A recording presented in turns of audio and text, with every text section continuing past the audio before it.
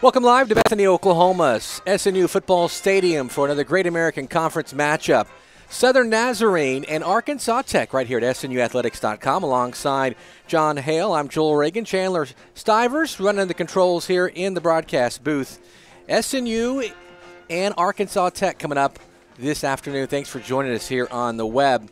Quite the turn of events for Southern Nazarene. We'll talk about that over the past couple weeks on the road. But first, Arkansas Tech, one of the two teams still undefeated in the Great American Conference, the other Southeastern, who SNU met in the opener. The Wonder Boys are ranked 16th in the D2 coaches poll, 22nd in the D2football.com poll. They're the only GAC team ranked in either poll.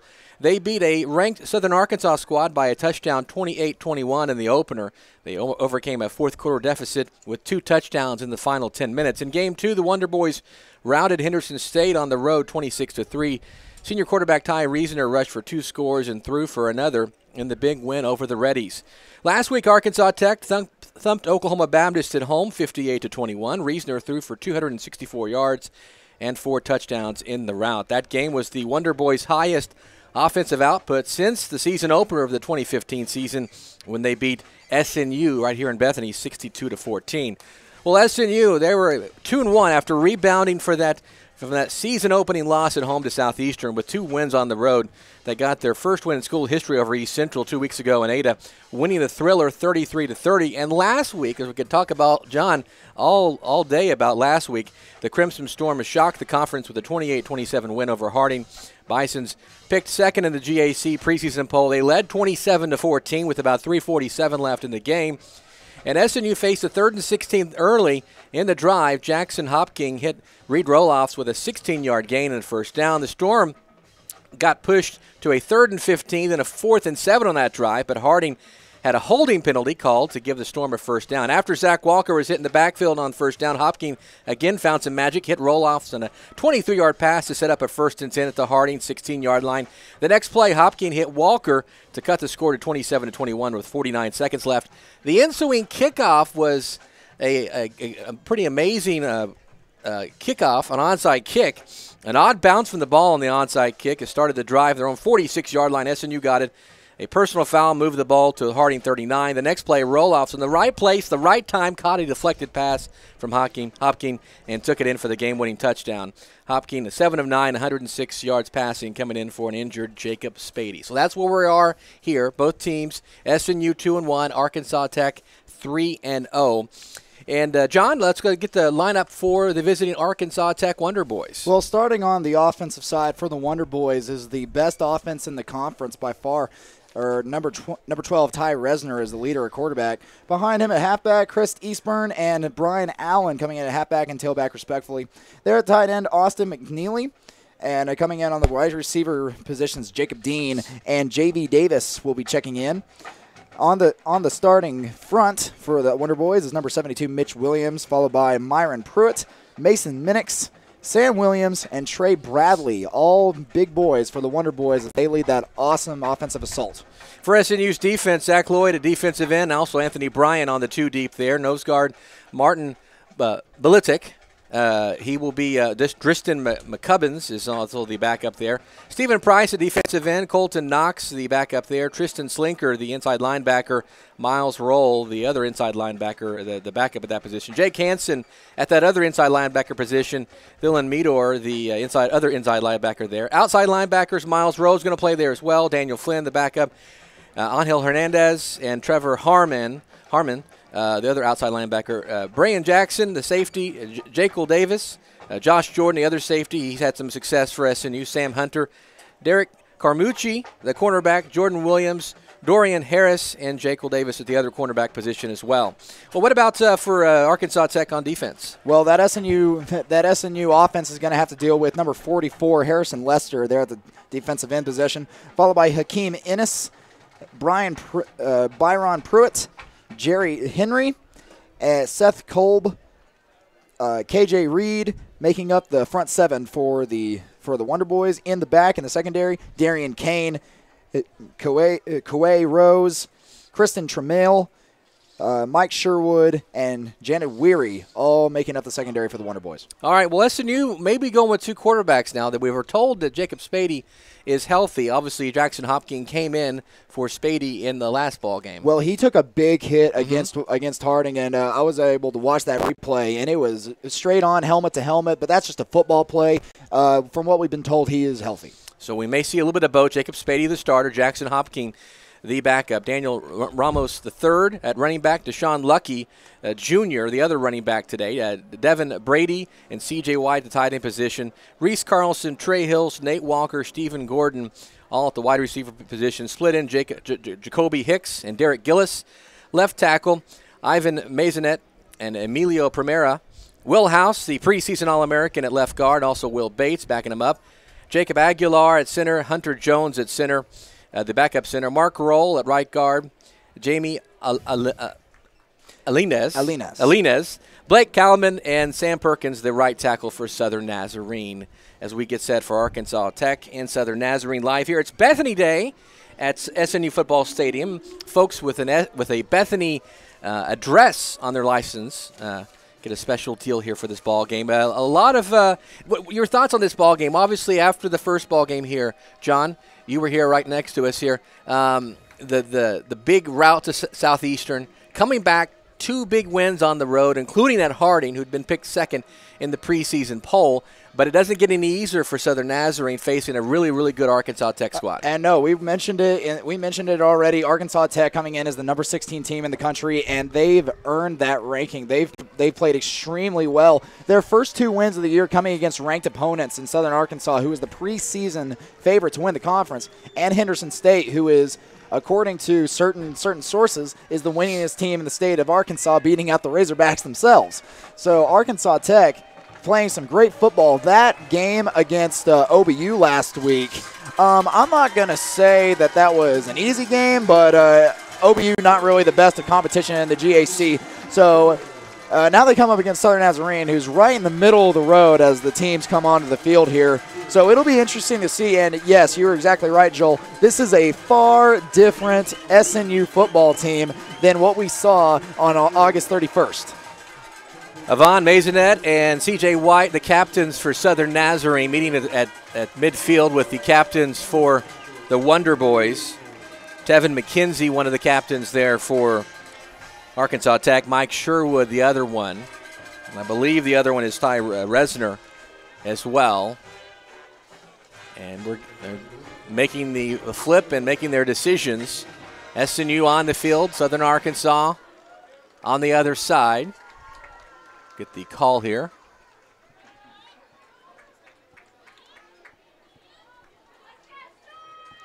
Arkansas Tech will receive the kickoff.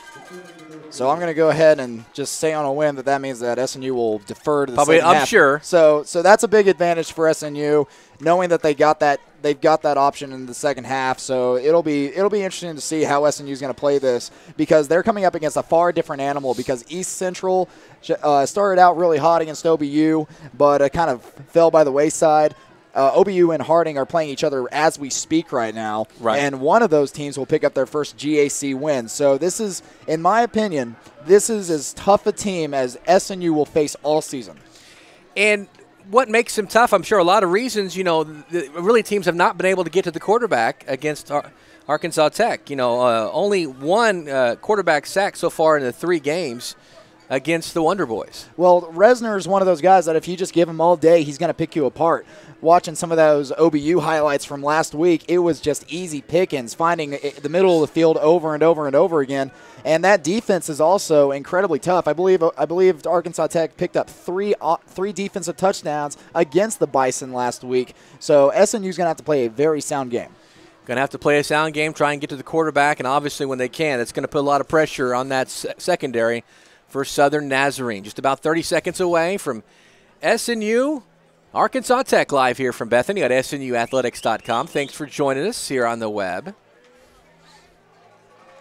SNU with the crimson jerseys, the bolt on the sleeves, and then kind of looking like a Green Bay Packers type look there for Arkansas Tech with the yellow pants, the white jerseys, the green numbers, and then the multicolored sleeves there. And the refereeing crew meeting at midfield here and discussing something with SNU coaching staff. So we'll have some kind of discussion before kickoff here.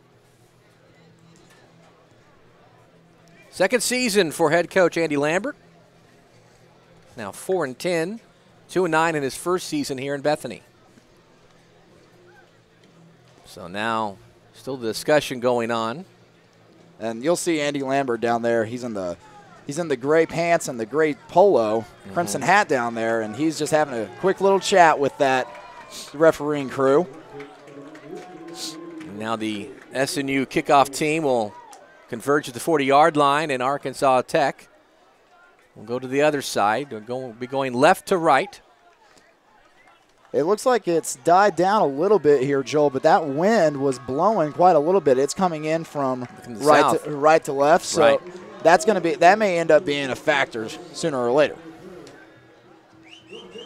And it looks like Arkansas Tech is actually the one that's going to kick off. Looks like, so maybe that was a confusion on the and the referee crew is still, all of them still are discussing things right at midfield. Now they break up into their positions, and Arkansas Tech will be the one to kick off.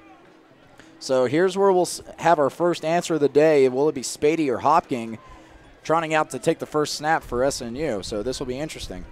Reminder: the last time that the Wonder Boys took the trip to Bethany, one of their fellow teammates sadly passed away in a tragic accident, and they scored on the very first play of the game with 10 men on the field. So I wonder what will happen on the first play here today, and we are kickoff off. From Eric Perez into the end zone and out of the end zone for a touchback. So no return for SNU, and they'll set up shop here to start the ball game. Just underway. Southern Nazarene and Arkansas Tech. Crimson Storm will have the ball at the 25 to start off this ball game. Well, here comes that big bad Arkansas Tech, #1 in scoring offense in the GAC, or scoring defense in the GAC. Very, very good, only allowing 15 points to their opponents. And it is Spady. With one back alongside, 3 receivers on the right. Hands it off. Across the middle, it's number 30, Ramos, and he gets across for about 5 yards to the 30. And that lit up the SNU sideline just a little bit as Ramos delivered the boom a little bit. So we'll bring up a second down at about 5 from the SNU 30. Now all the SNU players look to the sideline for the call. Now excuse me. Go ahead. Now the interesting thing about Ramos is that he's not that much of a speedy running back. Have a little bit of a build to him for a lot of speed. What they'll do is that they'll run that read option as he gets stopped right here, but they like to they lull the defense to sleep with that read option as against Harding and against East Central especially, where he broke open a few plays. So there he gets stood up after about a gain of 1. That'll bring up a 3rd down and 4. Devin Brady comes out. Looks like Zach Walker in for SNU. 2 receivers on either side. In the pistol formation is Jacob Spady looking back now for the call. Ramos in the backfield for the Crimson Storm. Arkansas Tech shuffling defensive lineman. Now Spady pulls the ball and he falls down. Looks like he's going to be short as his knee came down about the 34-yard line. That's about a yard shy of the first down. He stumbled a little bit. I'm sure that if he picks up his feet, he's going to go. And look at this. SNU going to go quick snap and going to go for it. Now we'll see here. Back in the pistol, 2 receivers either side. Spady takes the snap. No, it looks back, and now looks back again. 20 on the game on the play clock. Spady now. Ramos moves to the other side. In motion. The rec snap, and we're going to have, it looks like, a false start on SNU. So this will probably bring the punt team out for Southern Nazarene. They were trying to go quick, had somebody moving early, and SNU will have to punt. Well, that's an unfortunate break for SNU, and that's been the Achilles heel for the Crimson Storm all year, that they've been in favorable situations, and we saw it against Southeastern. Absolutely. Had a couple of times where they could really open up a big game or open up the game big, but those penalties will kill you. Braden Stringer will be back to receive this kick.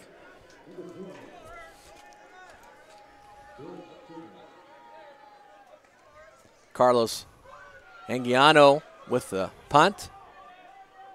He gets it right at the 40-yard line, where it is fair caught by Stringer. More coming up. We're scoreless, 12:39 left to play in the first quarter. It's SNU and Arkansas Tech on SNUathletics.com.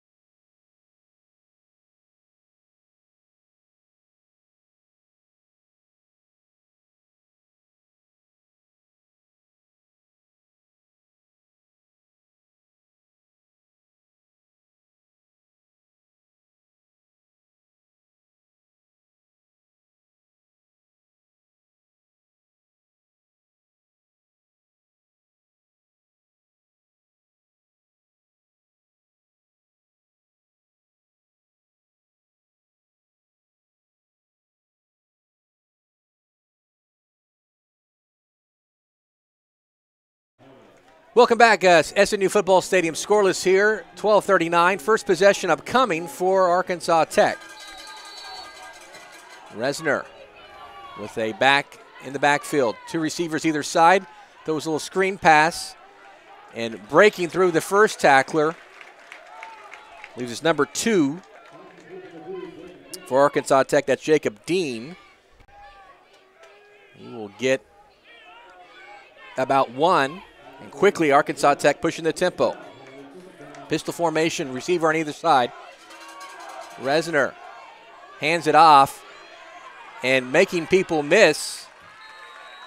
Number 25. That is Brian Allen. He's out for a first down right at midfield. Actually at the SNU 49. So first down and 10, 49-yard line. And quickly here comes Arkansas Tech.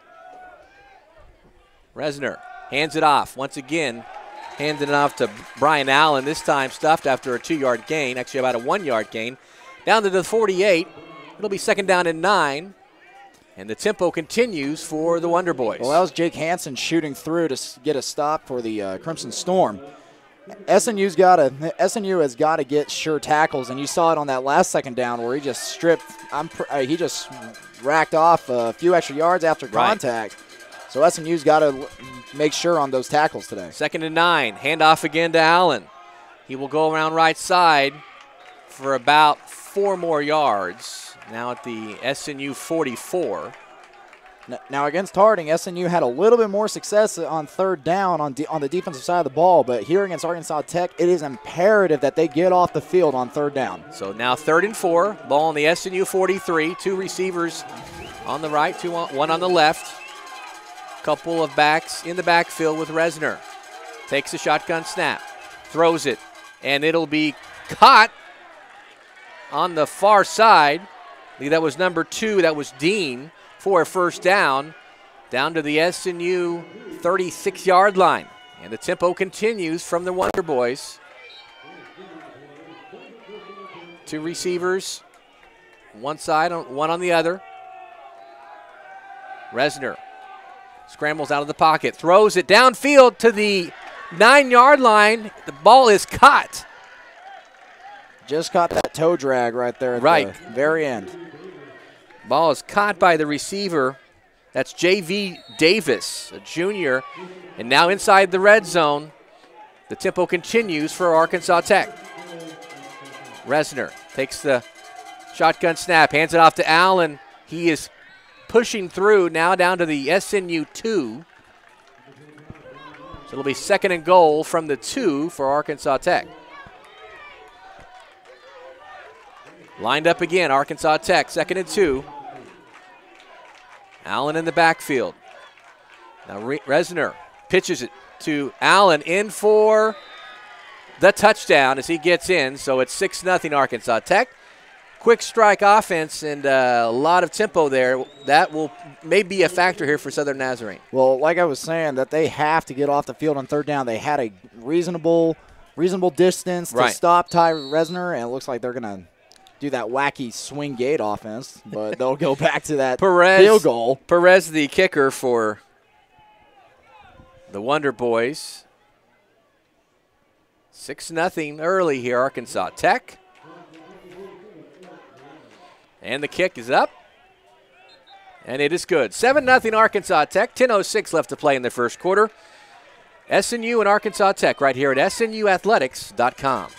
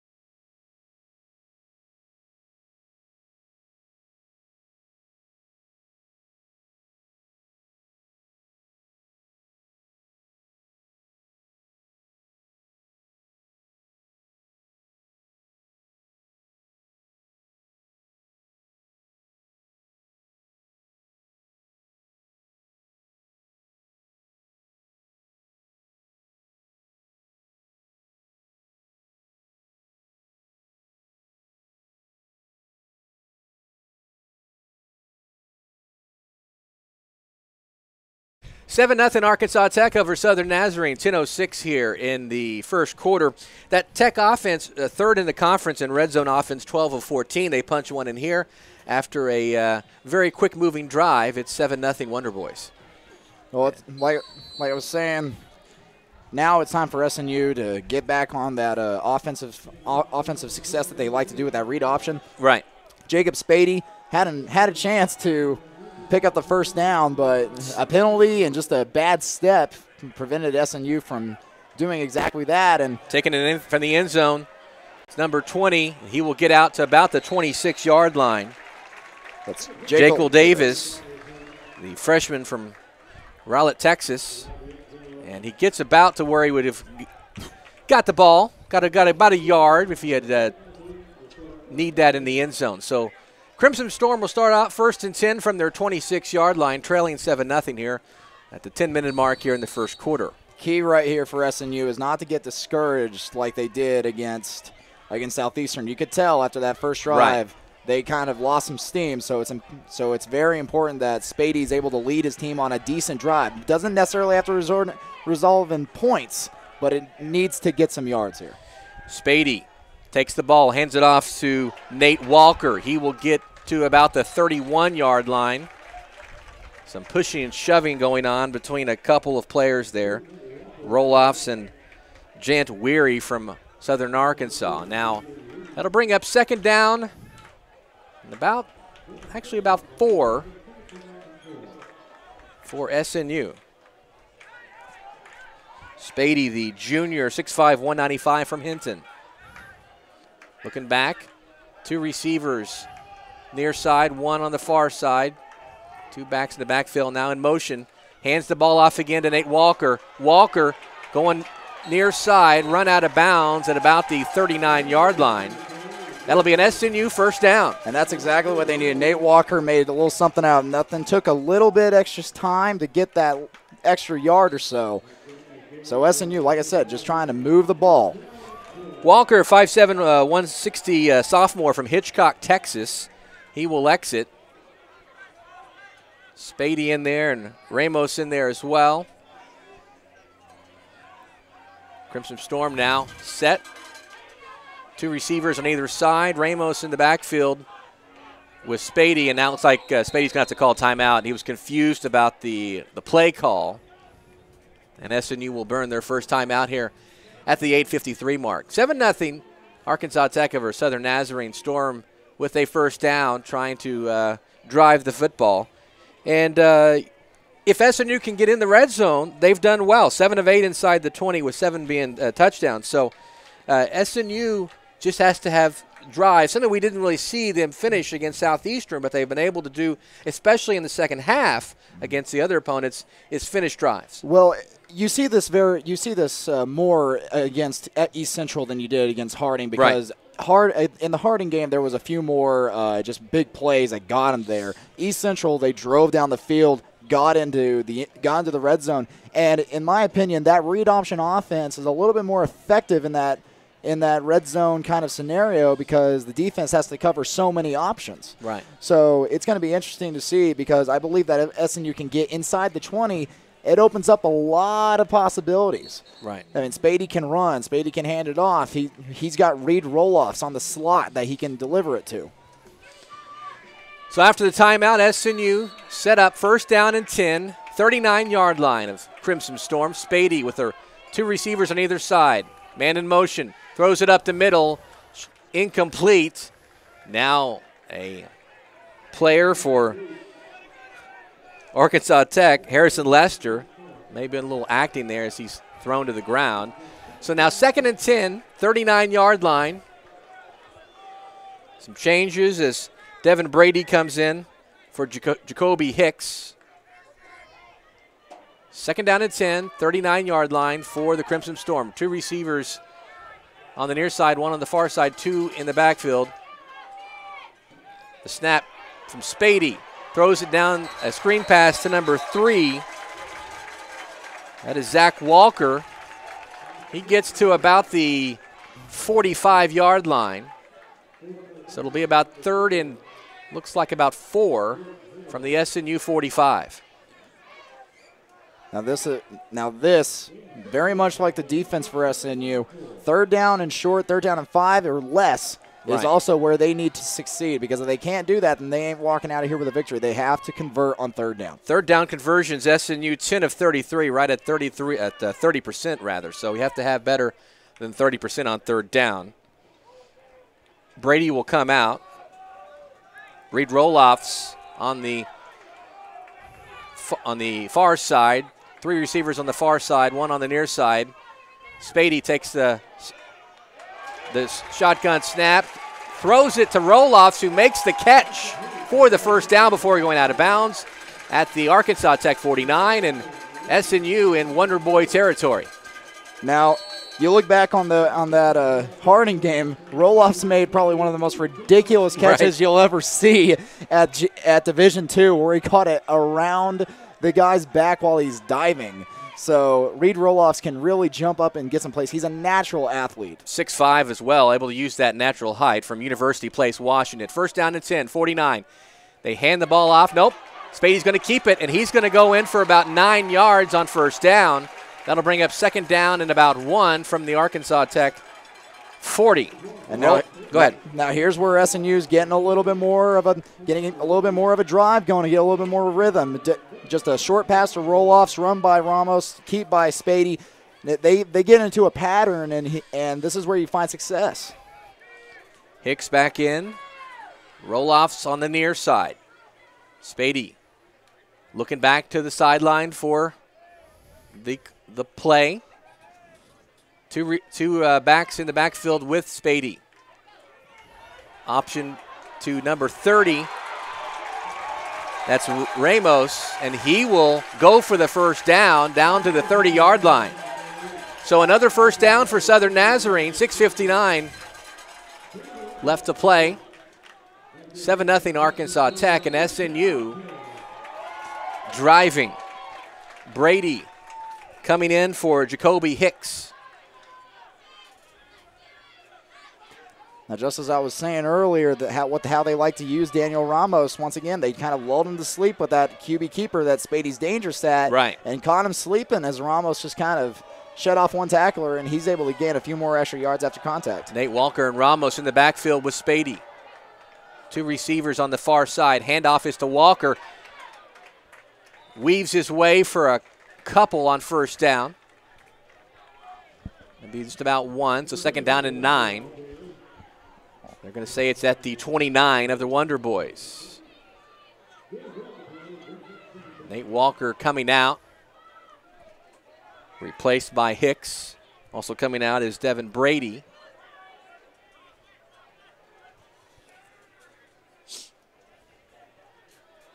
.15 on the play clock. Spady back there with Ramos. Man in motion. Snap to Spady. Goes back to pass. Short pass to Ramos, and he will get down past the first down marker for a first down to the 19 on the far side.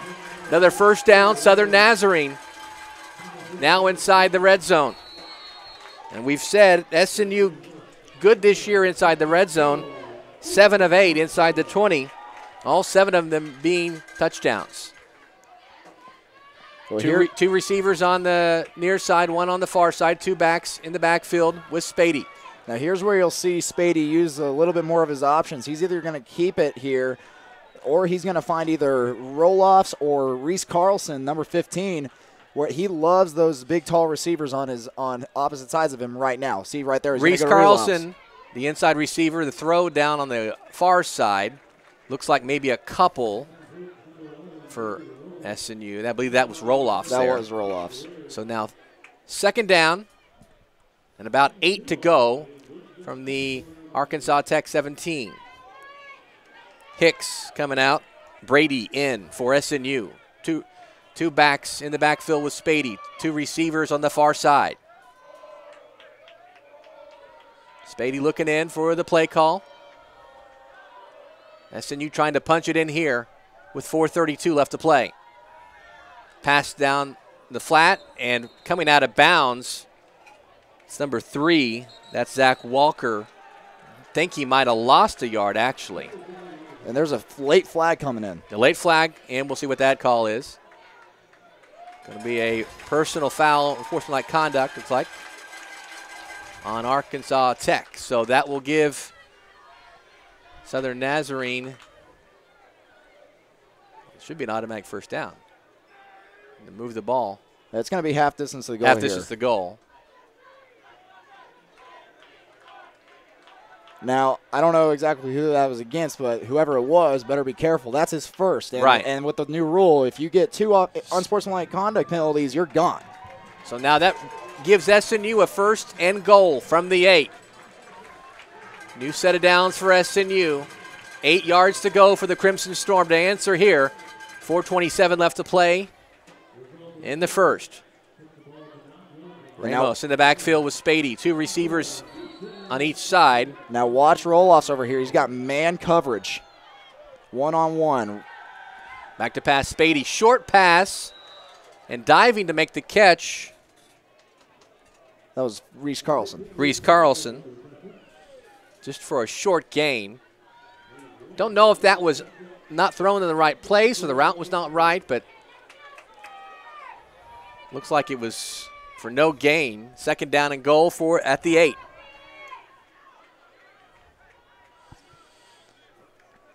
Three receivers near side, 1 on the far side. Ramos in the backfield with Spady. Spady takes a snap, looking, scrambling, and now he's pressured and he's going to be sacked.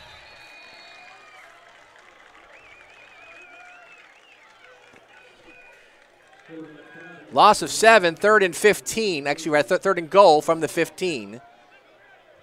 So that defense for the Wonder Boys pushes SNU farther back. So 3rd and goal from the 15. 3:14 left to play. 2 receivers either side. Ramos in the backfield with Jacob Spady. Snap to Spady. Avoids a defender but can't avoid the second one. Is going to be brought down at about the 16. So a loss of 1 more. It's going to be 4th and goal from the 16. Now you know that he was looking for roll-offs right here. Is that right? That Arkansas Tech corner was saying that there's no one gets by me, no fly zone over here, and Spady just couldn't get a pass off. So now a field goal attempt from Carlos Anguiano.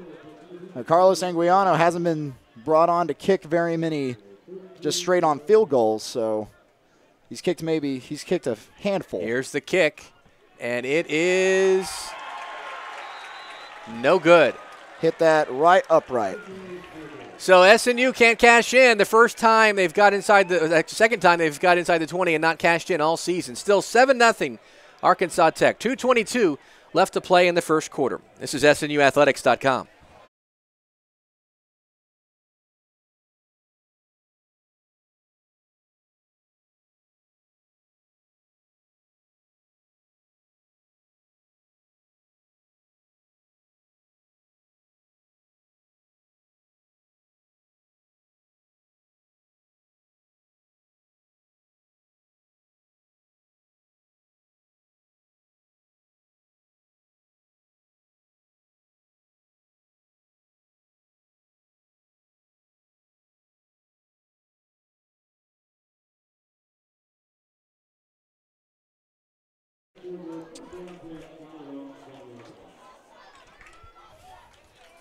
Welcome back.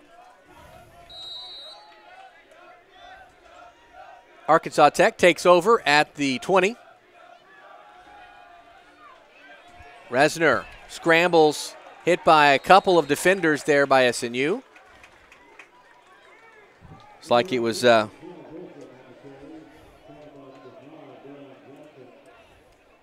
Tristan Slinker and Brian Jackson after a gain of 4. 2nd and 6.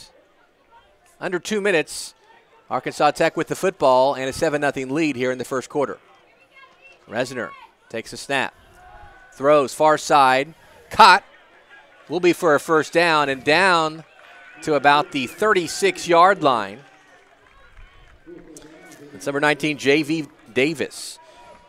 And, John, we have quite the ball game going on between Harding and Oklahoma Baptist as well. We'll talk about that after this play. As once again, Arkansas Tech moving quickly. Resner takes a snap, fakes a handoff, throws it near side. In the flats and with lots of green, number 7 for Arkansas Tech all the way down to the SNU 30. That's a big play for Arkansas Tech. Just shed one tackler, and there they go. Now that speed and that tempo for the Wonder Boys is really taking its toll on the defense so far. Tevin McKenzie with the catch, a captain for Arkansas Tech. Quickly, here come the Wonder Boys. Some pressure put there on the throw by Resner. That was some pressure applied by SNU. Daniel Flynn got in his face there. Forces the incomplete pass, 2nd down and 10 from the SNU 30. And Arkansas Tech trying to score here, leading 7-0. You were touching on that Harding Oklahoma Baptist game going on just down the road in Shawnee. It's tied at 14 as they start the third quarter. And a couple guys jump offsides, going to get an offsides call. Free play. This ball will actually be intercepted in the end zone by Southern Nazarene, but this is going to come back. Resner saw the free play there and just threw it up, trying to see if he could get an easy 6 after the SNU players jumped off sides. Which is unfortunate because if that play would have stood, Josh Jordan would be picking up his third consecutive. Third pick, that's right. His third pick in 3 consecutive games. Absolutely. Instead, it's a 5-yard mark off against Southern Nazarene. And it's 2nd and 5 from the 25. So repeat 2nd down. 5 to go from the 25 for Arkansas Tech. 2 receivers on either side. The running back, Braden Stringer, in the backfield with Resner. In the pistol, handoff, fake handoff, actually goes into Stringer. He will dive into the pile and get looks like about 2. So it'll bring up 3rd and 3 from the 23. Just under a minute to play here in the first quarter. Now, once again, it's a short yardage to game, but if SNU can get a stop here, force them to a field goal, that's big. 2 receivers near side, 1 on the far side, 1 back in there with Resner. Takes the handoff, go the option. He's going to keep it, trying to go for the first down, and he is stuffed. It looks like he is short. He's going to be about a yard short, Joe. About a yard short, so it'll bring up 4th down. About 1.5, 2. And it looks like the Wonder Boys are going to go for it here at the 22-yard line. Snap coming up to Resner. Takes a snap. Hands off and getting the first down. And that's Braden Stringer, a senior, 5'7", 188. He gets it down to the 19. So the SNU defense can't get a stop there. Well, I do believe that's going to be the last play of the first quarter, Joe. As time runs down, 7-0 Arkansas Tech over Southern Nazarene. We go to the second quarter. This is SNUathletics.com.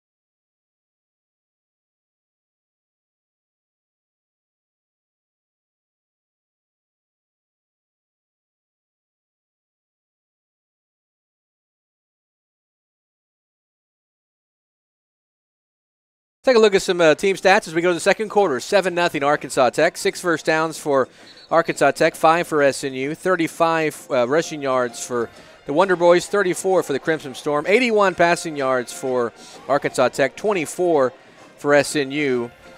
5 of 6 for Resner, 6 of 7 for Spady. Now a 1st and 10 for the 19 for the Wonder Boys to start out the second quarter, leading 7-0. Resner in the pistol. 2 receivers near side. Takes a snap. Fakes. Pump fakes. Throws in the end zone over the head of number 7. Number 7 is Tevin McKenzie. And so it'll bring up 2nd down and 10 here from the 19. As always, the Wonder Boys quick to the line. 2 receivers near side. 2 backs in the backfield with Resner. Takes a snap, hands it off to number 20. That's Braden Stringer. He is brought down for a 1-yard loss. Looks like right about the 20, so it'll bring up 3rd down and 10. This is the best defensive spot that SNU has been in all game so far, so they really need to capitalize right here. Actually, no gain, so 3rd down and 10 from the 19. Quickly to the line they go. Couple receivers near side, 1 far side. Stringer in the backfield with Resner. Takes the snap. Goes back to pass. Throws it up the middle. It's caught. And fighting about 3 different defenders is the receiver. Looks like he might have the first down. Right at the marker. And they're going to give it to him. They're going to give him a first down. So 1st and goal from the 9. Arkansas Tech quickly to the line, leading 7-0 here early in the second quarter. Snap. Hang off the Stringer. He dives into the pile. Looks like he's going to get down to about the 6.5-yard line. So it'll be 2nd down and 7 officially.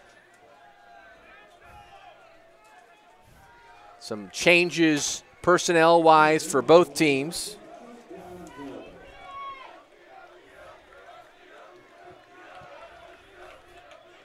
Quickly ready to go are the Wonder Boys. 2 receivers near side.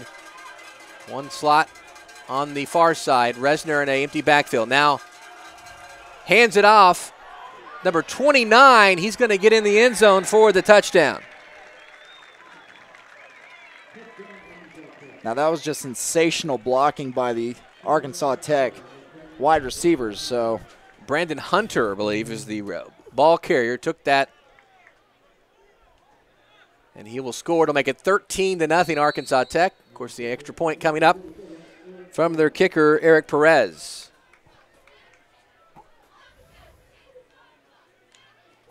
Snap is up, and the kick is good.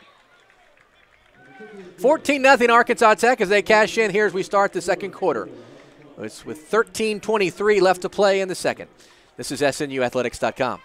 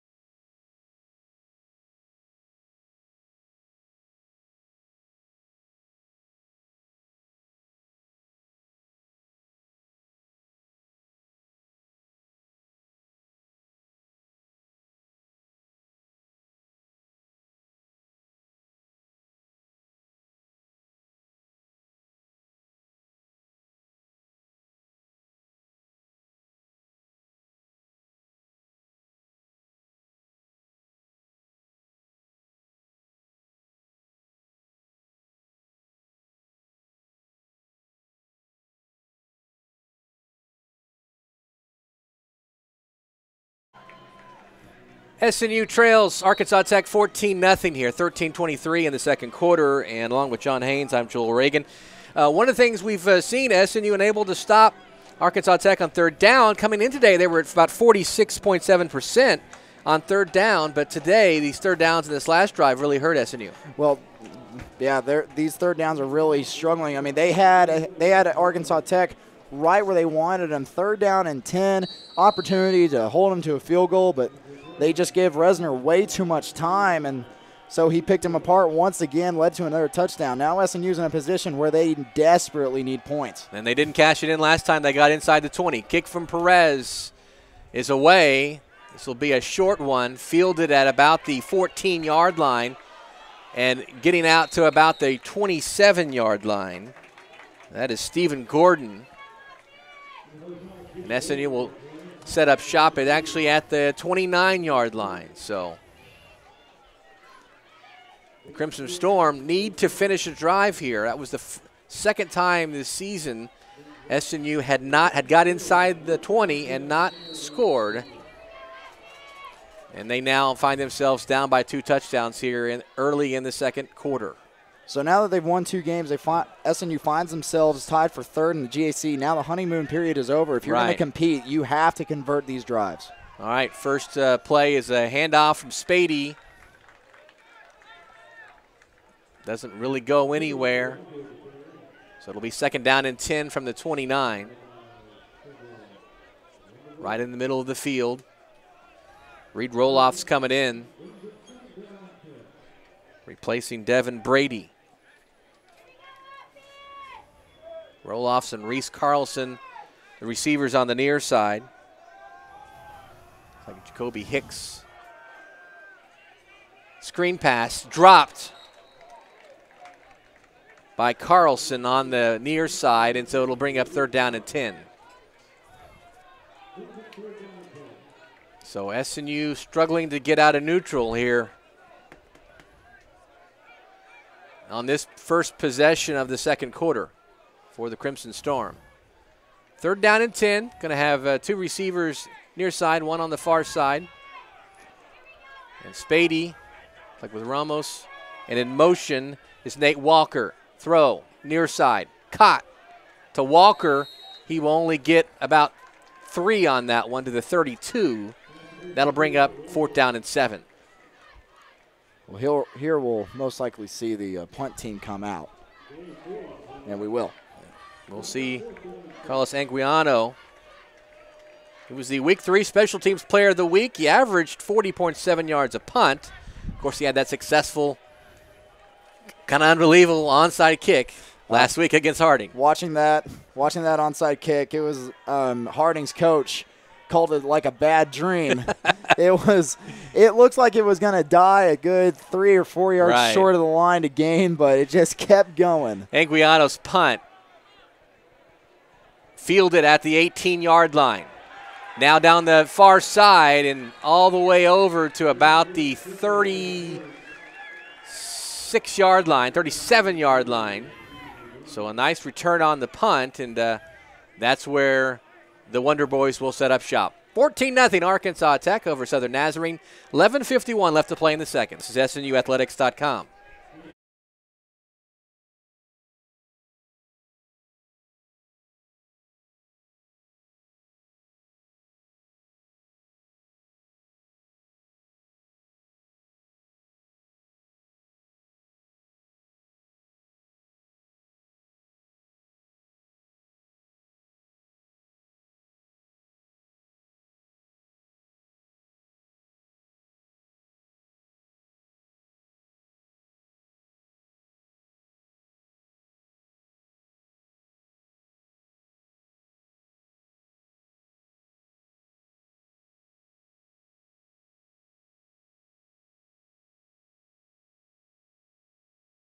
Mm. 14-0 Arkansas Tech over Southern Nazarene. 11:51 left to play in the second quarter. Some games going on today. Arkansas Monticello and Southeastern coming up at 2. A couple ball games at 6. Henderson State at Southwestern and Ouachita Baptist at East Central. One game going on right now. John, you have more on the Harding Oklahoma Baptist game. Well, with 9:41 left in the third quarter, the Harding Bisons, there's a difference. The Harding Bisons and the OBU Baptist Bison. So I don't know who came up with that, but Harding has taken the 21-14 lead with 9:41 to go on a Terrence Dingle 3-yard scamper. Arkansas Tech leads here 14-0. They have the football. Snap to number 25. That's Brian Allen, and he rumbles to about the 35. So second down and 2 from the 45. Quickly, that tempo continues for Arkansas Tech. Resner takes a snap, hands it off. Up the middle, like it's Allen again, and he will get to the 50. So first down, Arkansas Tech, and the sticks keep moving for the Wonder Boys. And they're back at the line ready to go. Well, those running backs for Arkansas Tech very patient into the hole. Now another handoff. Lots of room to run for Allen. And he gets to the, looks like the 42-yard line. So second down and 3 from the 42. And they keep rolling. Snap to Resner, upcoming. Pressure from SNU up the middle. And Resner gets hit, throws the ball, and it is complete. That's to number 3, Terez Hampton. And he gets all the way down to the 23-yard line. First down and 10. Here come the Wonder Boys. Pressure from the outside met. Allen goes off left tackle. Gets maybe a yard.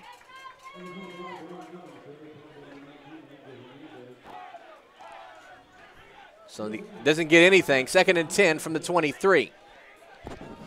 Right here, SNU's got to get a stop, like you said. Try and force a field goal. See what happens.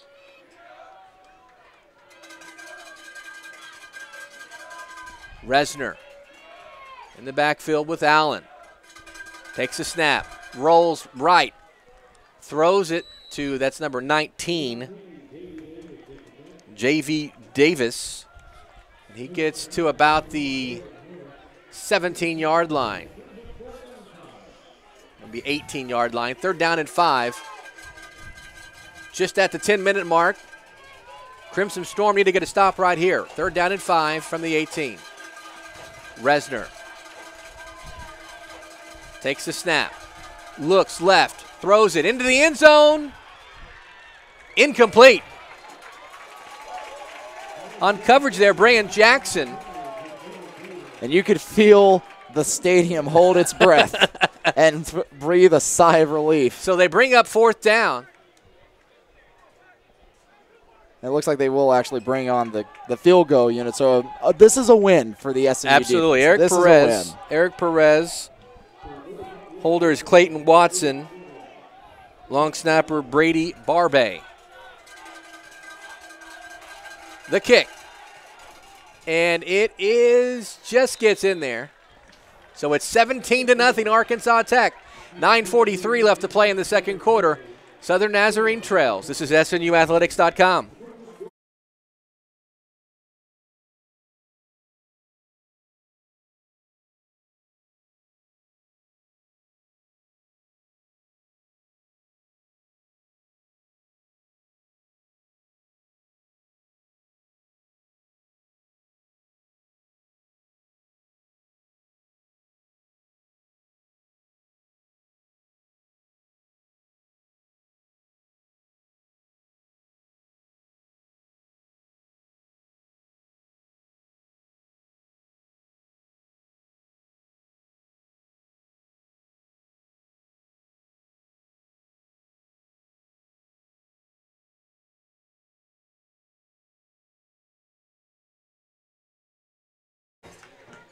$17-0 Arkansas Tech over Southern Nazarene. 9:43 left. John Hale, Joel Reagan here at SNU Football Stadium here in Bethany. And the Crimson Storm in a hole here, but they found themselves in a hole most of the time in the first half in these three ball games up before this. And Eric Perez will kick off for Arkansas Tech. Kicks the ball to about the 4. It's fielded there. Now to about the 15. We do have a flag on the play. Jekyll Davis, the one who fielded the kickoff. We'll see what the laundry on the field's about.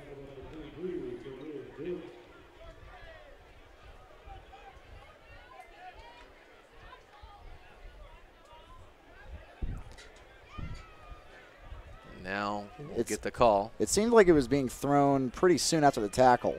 We'll be holding. So holding against Southern Nazarene, so this will be a half the distance to the goal line. So SNU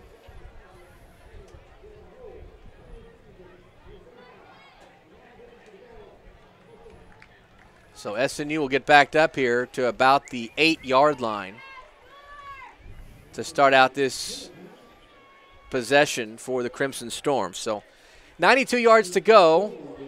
John, what do you want to see here from SNU? Well, I want to see more of the same. They've got to get it. They've got to get that pattern that they love to go through. Spady to Ramos to pass to roll-offs.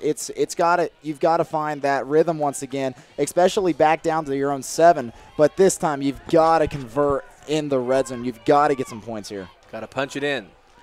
First down from the 7. Spady will keep it and get stuffed. Doesn't really get anywhere. So second down and 10 for Southern Nazarene.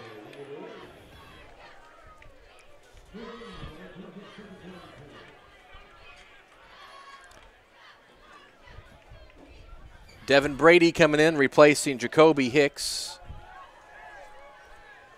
SNU at the line looking for the call. Reed roll-offs on the far side. Reese Carlson on the near side. Carlson in motion. Now keeping it is Spady, but he is going to be brought down. A couple of KJ Reed, Daquan Green, and a flag on the play as well.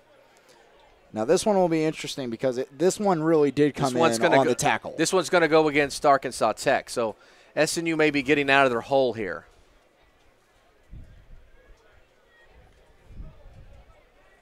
And I can just see that white hat right over there. He pointed towards Arkansas Tech. So now we'll see. He has not made the call. Here comes the call from the head referee. And it's going to be a face mask personal foul. 15 yards in the previous spot, so SNU kind of digs itself out of the hole with the penalty on Arkansas Tech. 17-0, 8:50 left to play here in the second quarter. SNU Hal has the ball 1st and 10 from the 22. 2 receivers near side, including Reed Roloffs. Reese Carlson in there along with Zach Walker on the far side. In motion, Zach Walker. Handoff. Spady will keep it and will not be able to go anywhere. Actually will gain maybe a couple. He had a little bit of room to run there, but he ultimately gets only 2 yards by going east and west. He's got to find a way to go north and south, and that's tough to do against this Arkansas Tech defense. So now looks like at the 24-yard line, 2nd and 8 from the 24. Just really not able to cut up field and see what he could do there. 2 receivers near side. Spady takes the snap. Ball ends up in the hands of number 2. That's Nate Walker. Flag on the play. So we'll see. Walker gets down to the 33-yard line. But this one may be coming back.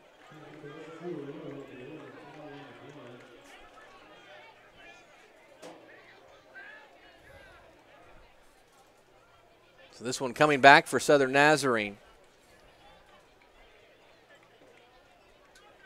So now they're going the wrong way.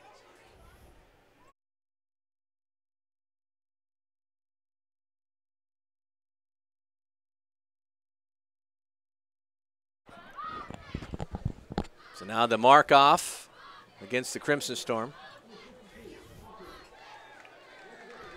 We're going to get Will House for the infraction.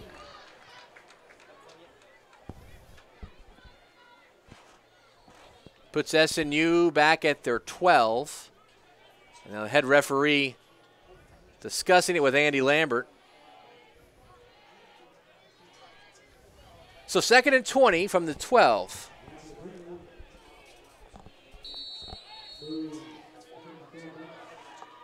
Been slow here on some of these calls. Yeah, just a little bit on the lackadaisical side from the referee crew. I won't say it's lackadaisical. It seems like that they're just not sure sometimes. Right. Spady takes the handoff. He takes the snap. He hands it off up the middle. That is Ramos. Now here you see an obvious passing situation for Spady, but I'll even make the argument that SNU's got to air it out on 1st and 2nd down a little bit because Arkansas Tech's really honing in on that read option and not giving Spady a whole lot to work with. All right, there's the 20 now, 3rd and 12 for SNU. 7-12 left to play. Handoff. Throw down the near side. Oh, my goodness. That's going to be pass interference. And the SNU, that was right in front of the SNU bench, and they loved that call. They're going to get Mike Sherwood on the pass interference. Ball was thrown to the sideline. Diving for it, number 11, Reed Roloffs. And before the ball got there, Mike Sherwood with the contact. So Southern Nazarene gets a break there from the penalty for Arkansas Tech. And so now, and we'll now have the official call from the head referee.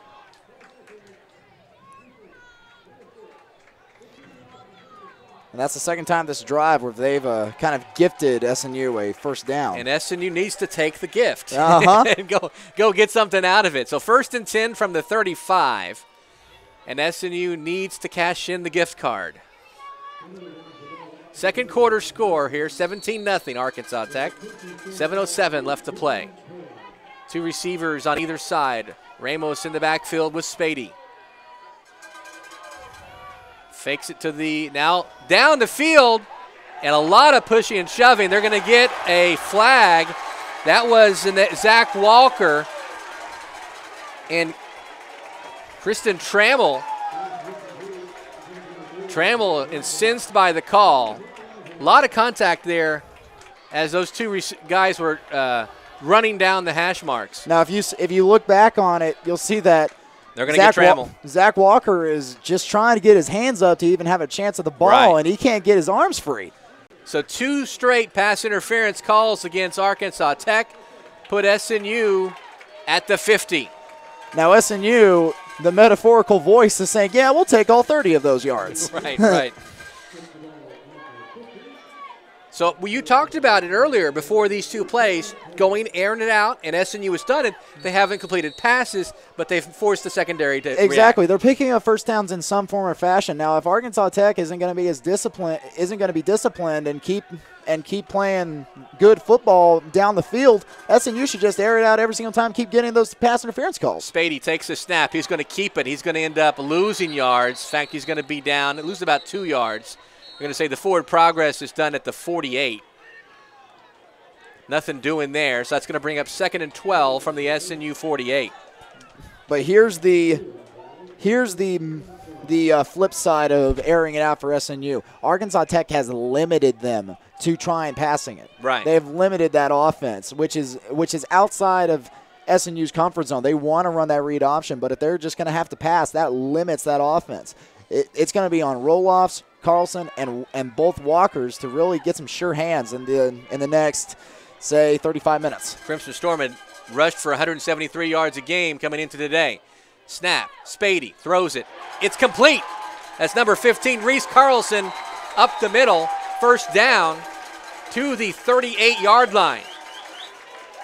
So 38-yard line, SNU now with the 1st and 10 with Carlson with that completion. Speak of the devil, Reese Carlson able to come up with a big catch right in the middle of the field.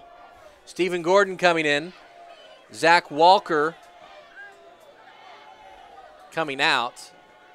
Also coming in for SNU, Devin Brady. Roloffs is in there as well. Carlson will come out after the big catch. And now we're going to look like a timeout. Timeout on the field called by Andy Lambert. SNU inside Arkansas Tech territory at the 38 at the 5:42 mark. 17-0 Arkansas Tech over Southern Nazarene. This is SNUathletics.com.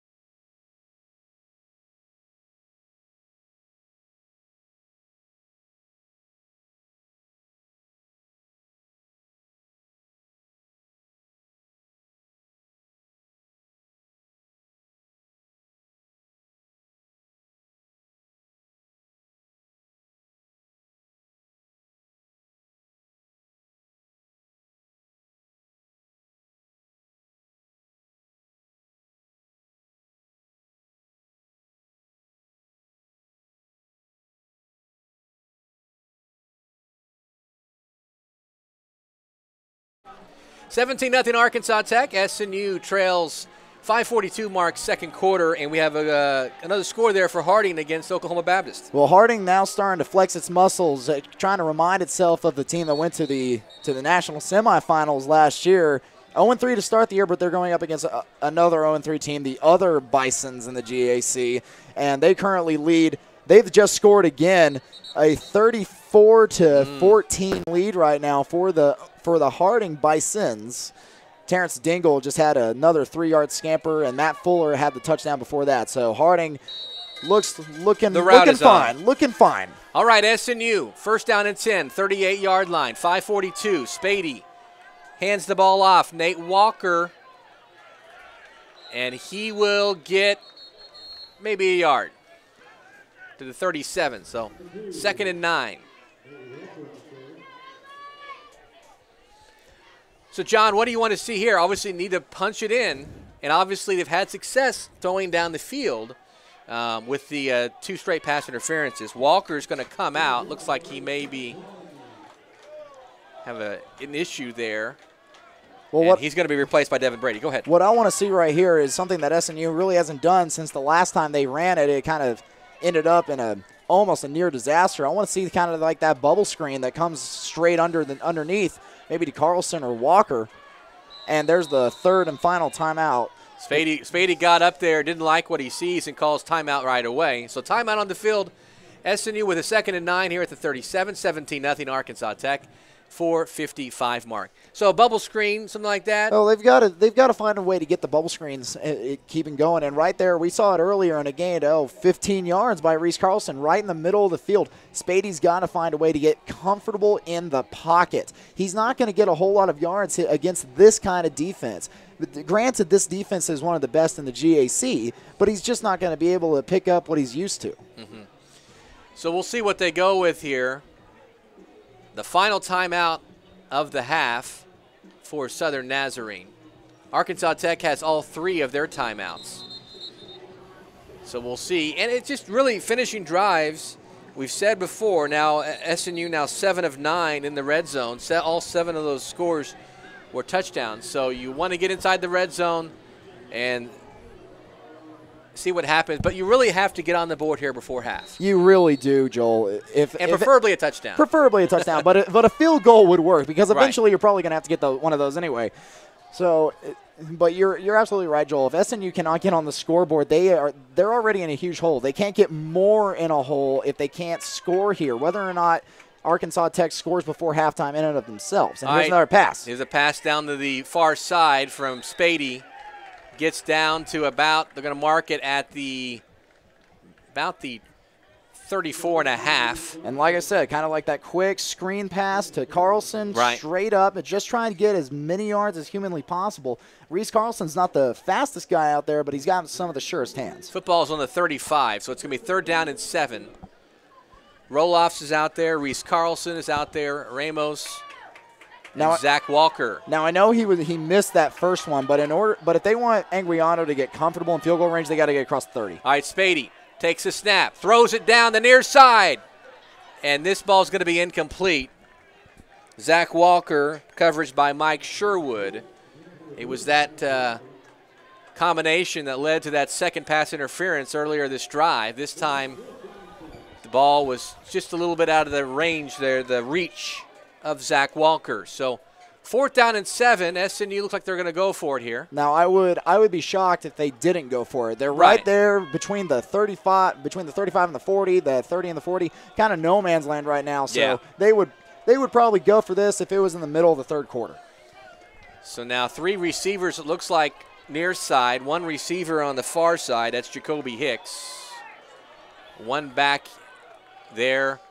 That's Ramos with Spady, the quick throw up the middle to Walker. He's going to be short by about 3 or 4 yards, and SNU will turn the ball over on downs. Now, good idea trying to get into the middle of the field and let Walker work as fast as he is, but that's just great defense by Arkansas Tech. Right on the catch, able to make the play very, very fast, keeps SNU off the scoreboard. So that's just great defense by Ark Tech. So SNU doesn't get on the scoreboard. It's 17-0. Now for the SNU defense. You've really got to put up a goose egg here in these last 4 minutes. Well, especially now, you've got to get a stop. They have yet to bring out the punt team for Arkansas Tech. They brought out the field goal team, but that's about it. Resner throws the ball, and great play on the ball. That's by number 9. That was Derek Carmouche. Derek Carmouche on the near side, breaks up the pass, and it's 2nd down and 10 from the 32. That's just a great play on the ball. Way to be an athlete. Just came over the top of the defender's head, arms length away from the ball. Totally legal. Great breakup of the pass. Great job by Derek Carmouche. 2 receivers on the far side, 2 receivers on either side. Empty backfield for Resner. Takes the snap, throws. It is caught for a 1st down right to the 43-yard line. And that's just another great catch. I mean, you have a great breakup, but it's followed up by a great catch right there. Then there's not really a whole lot that SNU can do in that kind of situation. Here comes Arkansas Tech. 2 receivers on the far side, 1 on the near side. Allen in the backfield with Resner. Resner throws it, caught. And that's by number 2, Jacob Dean, who catches it right at the 49. Now on that rush from the front 7 of the Crimson Storm, I think that if he puts his hand up, that may be a deflection. Right. He's got to, at some point, you got to say, be a football player and put your hand up, do something in order to disrupt any sort of progress they can get. Now they mark it to the 50, 2nd and 3, 3:27. Resner takes the snap, looks back, now in trouble, tries to avoid defender. He is sacked. Number 36, Stephen Price, with the sack all the way back to the 43-yard line. And that'll make it a 3rd down and 10. Another one of those big situations. This might be the biggest defensive play that SNU has faced this entire game, at least in the first half. Absolutely. They need to hold Arkansas Tech off the scoreboard here as we finish up the first half. Resner, 3 men in the backfield, fakes to Allen, back to pass, pressure, throws it, and it is caught right at the SNU, right about the 40. Now that's so first down. That's just a great placement of the ball by Resner. On the outside shoulder, no way that Carmouche is getting to that. Covering him as best as one can, and he still doesn't make the play. So that's just great play. Resner with the handoff to Allen. Allen up the middle to the 34-yard line, looks like. So gain of about 6 here on first down. It'll be 2nd down and 4. Now SNU should be thinking turnover. Whatever I can do to get the ball out of their hands and into mine. 2:12 left to play. 17-0 Arkansas Tech over SNU. Resner with 2 receivers on either side. A running back in the backfield. Takes a snap. Looking. Down to the far sideline. Knocked out of bounds after a catch. Now about at the 30-yard line. So gain of about 4. That'll be enough for a first down.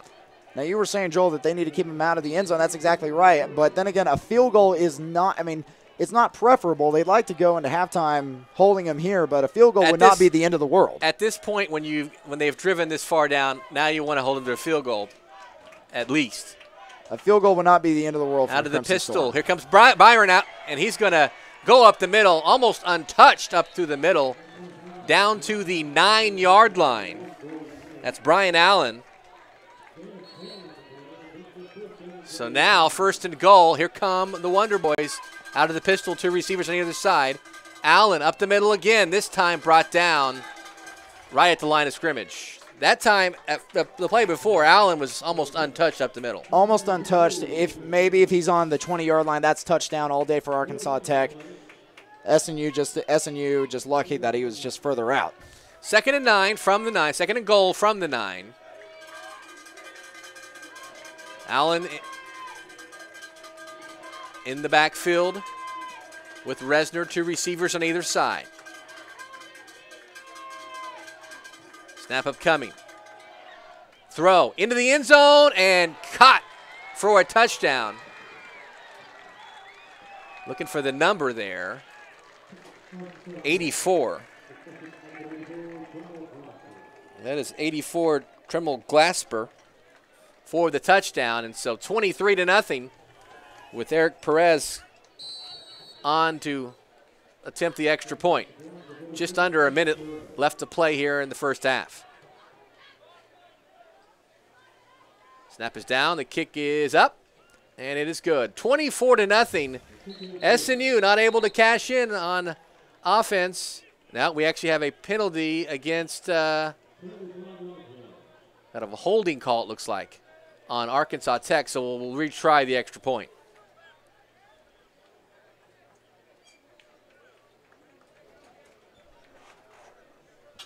And there's a discussion here.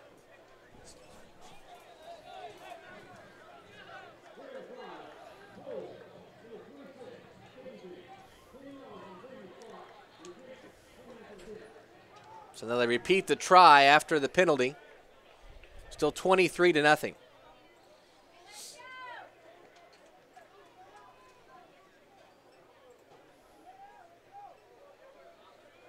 Perez back to try a longer extra point. Right at 30 yards. This time, the extra point is good. So same result. 24-0 Arkansas Tech over Southern Nazarene. 56 seconds left in the half. This is SNUathletics.com.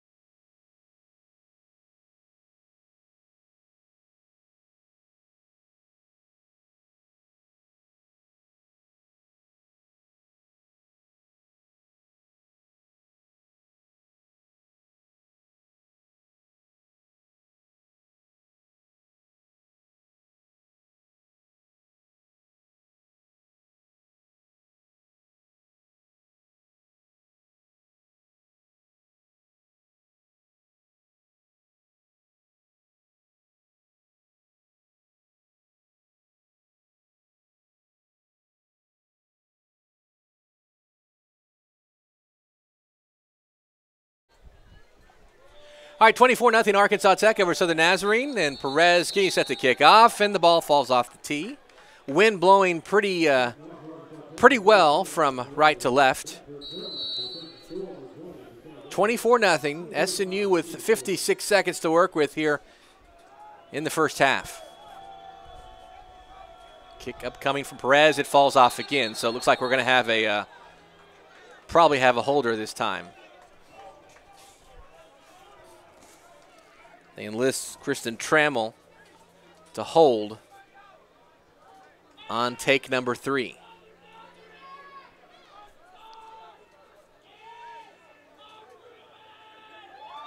Now one of the referees tells Trammell he has to get his feet behind the 35. Perez set for kickoff. Here we wrap up the first half.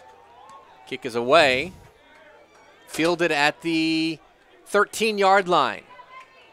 And up to the 30. Nice return to almost to the 40-yard line. Well, Joel, since they got that good return and Jekyll Davis. Jekyll Davis was able to get it in stride and pick up a few extra yards. You'll notice that at Division II, if you're able to get it on the run, you are going to pick up a little bit more than usual.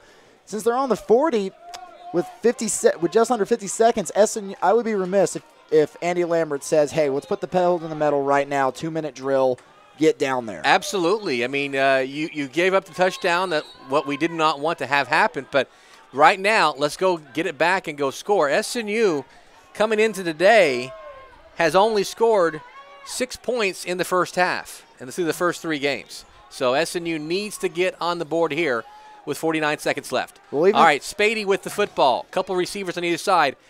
Some trouble. He works himself out of the trouble. Going to throw long. Has a man, and he overthrows him, though. Has a man. It looked like it was, yes, number 2, Nate Walker, running in stride between the 10 and the 15. Nice little chance right there, opportunity there, just not able to make connect. Well, right there, it was just, it was a great setup. Just a bad throw, and Jacob Spady's kicking himself that he didn't catch Walker in stride and right where he needed him to. But right now, enough of the tricky stuff. Now you just got to try and get as much as possible. Second and 10 here from the 40. Once again, you got read roll-offs right down here at the bottom of your screen all alone. All right, second and 10. Here's the play from Spady. He's running into trouble. He's going to get sacked at the 39, so a loss of 1. So bringing up 3rd down and 11.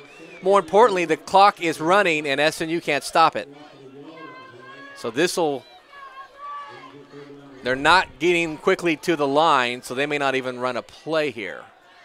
Well, they don't want to risk Jacob Spady, who's already trying to battle that head-to-head contact against Harding, which might have been, was definitely some whiplash. It was reported that it was definitely some whiplash, but maybe a minor concussion. But if it was any sort of concussion, then nothing's happening. He's out there to play, but they want to protect him. Time runs out, and SNU will go to halftime trailing Arkansas Tech 24-0. Crimson Storm will receive the second half kickoff. We'll have stats and much more coming up at halftime here. SNU trails 24-0 right here on SNUathletics.com.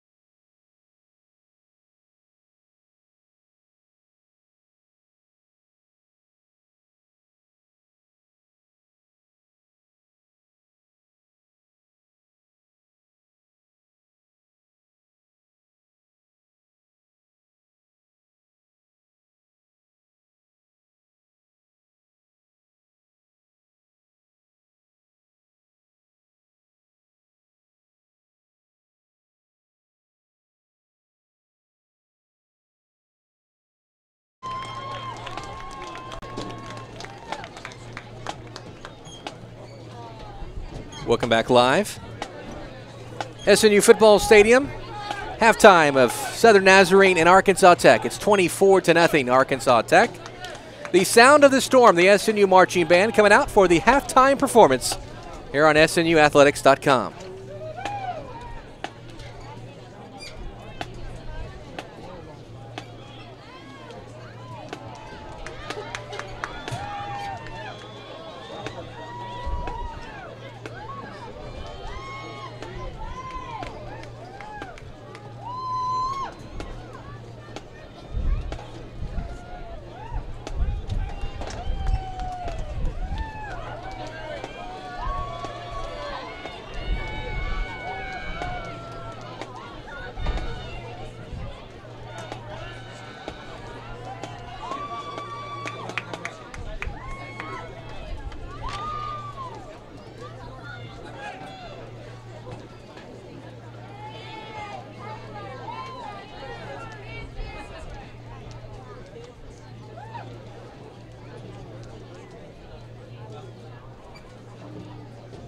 Ladies and gentlemen, Southern Nazarene University, proud to bring you the 2017 season halftime performance on your very own, the pride of SNU, the Sound of the Storm marching band.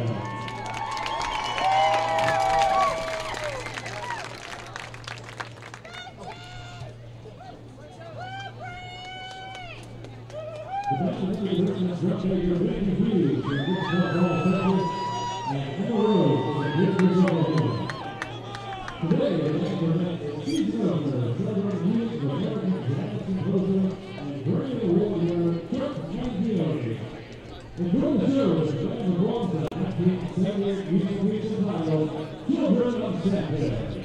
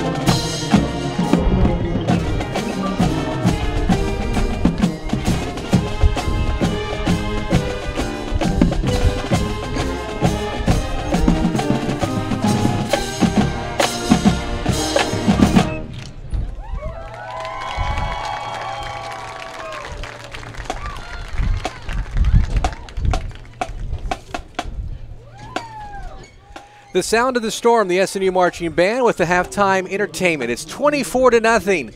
Arkansas Tech over Southern Nazarene. First half stats are coming up right here at SNUathletics.com.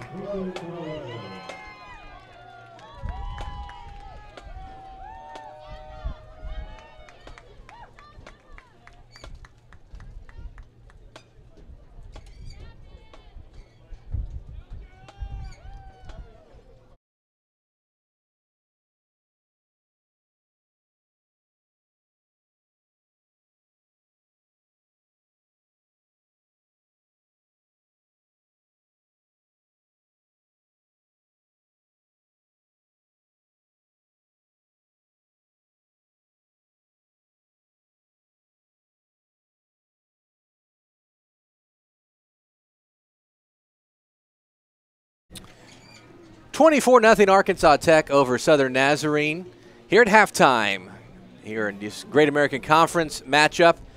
And Southern Nazarene trails in this one. Crimson Storm has struggled in the first half, only scored 6 points so far in the first 4 ball games in the first half. So SNU is going to have some a deficit to make up here in this ball game. Along with John Hale, I'm Joel Reagan. Thanks for joining us here on the web here at SNUathletics.com. Running the show and running the camera, Chandler Stivers. And, John, it's been a tough one, but let's go through some of the stats. First of all, tell us about the visiting team, Arkansas Tech, and some of their stats. Well, leading the charge on the offensive side for the Wonder Boys is Ty Resner, the quarterback, going 13 for 17, no interceptions, 165 yards, and 1 touchdown. Only been sacked once. However, that's already matching the season total as a whole. So he's been sacked once, so that makes it twice on the year. However, it's the rushing attack for Arkansas Tech that's really been a thorn in SNU's side. Brian Allen rushing 12 times and gaining 71 yards for a touchdown, running 20 yards on his longest one, averaging just under 6 yards a carry. Brandon Hunter right behind him, only carried it once for a 7-yard gain, and behind him Braden Stringer, who ran 4 times for 7 yards and is gaining 1.8 yards a carry. So it's just been Brian Allen, Ty Resner, and that defense for Arkansas Tech. And, of course, receiving-wise for Arkansas Tech, they've got a bunch of guys with some catches. Oh, yes. They have Jacob Dean, who's already recorded 6 receptions for 47 yards. Behind him, J.B. Davis, 3 catches for 44 yards. Therese Hampton, 2 for 31 yards. And Tevin McKenzie, 1 catch for 34 yards. Don't have the 1 touchdown on here for Arkansas Tech. They do indeed have a receiving touchdown, but it's not on my notes here. So other than that, punt returns, Braden Stringer just getting an 18-yarder earlier in the first half. Rose with the tackles as well, 3 tackles, 2 assisted. Jordan Hill with 3 tackles, 1 assisted as well. Cornelius Dortch, 3 unassisted tackles, and Jant Weary, 2 tackles, unassisted, 1 assisted for Arkansas Tech. So you've kind of got through the stats. Let's talk a little bit about Southern Nazarene. No points on the board, 9 first downs, 18 rushes for 42 yards. So SNU struggled to run the ball here. 47 passing yards as Jacob Spady is 10 of 14. No interceptions for either team, and that kind of continues on. Neither team has really turned the ball over that way. So total offense for SNU, 32 plays, 89 yards of total offense compared to 248 for Arkansas Tech. SNU, though, with 4 kickoff returns. That's not a good thing when you have 4 kickoff returns, but nope. 78 return yards, so they put themselves in good positions there. And, of course, 2 punts, 39.5 yards, right kind of at the usual average for SNU. And they're leading the time possession, but they're not able to cash in. SNU with 7 more minutes, almost actually I can see it's about 6 more minutes of time of possession than Arkansas Tech, just not able to do it. But 1 of 5 on 3rd downs compared to 3 of 5 for Arkansas Tech. And then, of course, 0 for 1 on 4th down.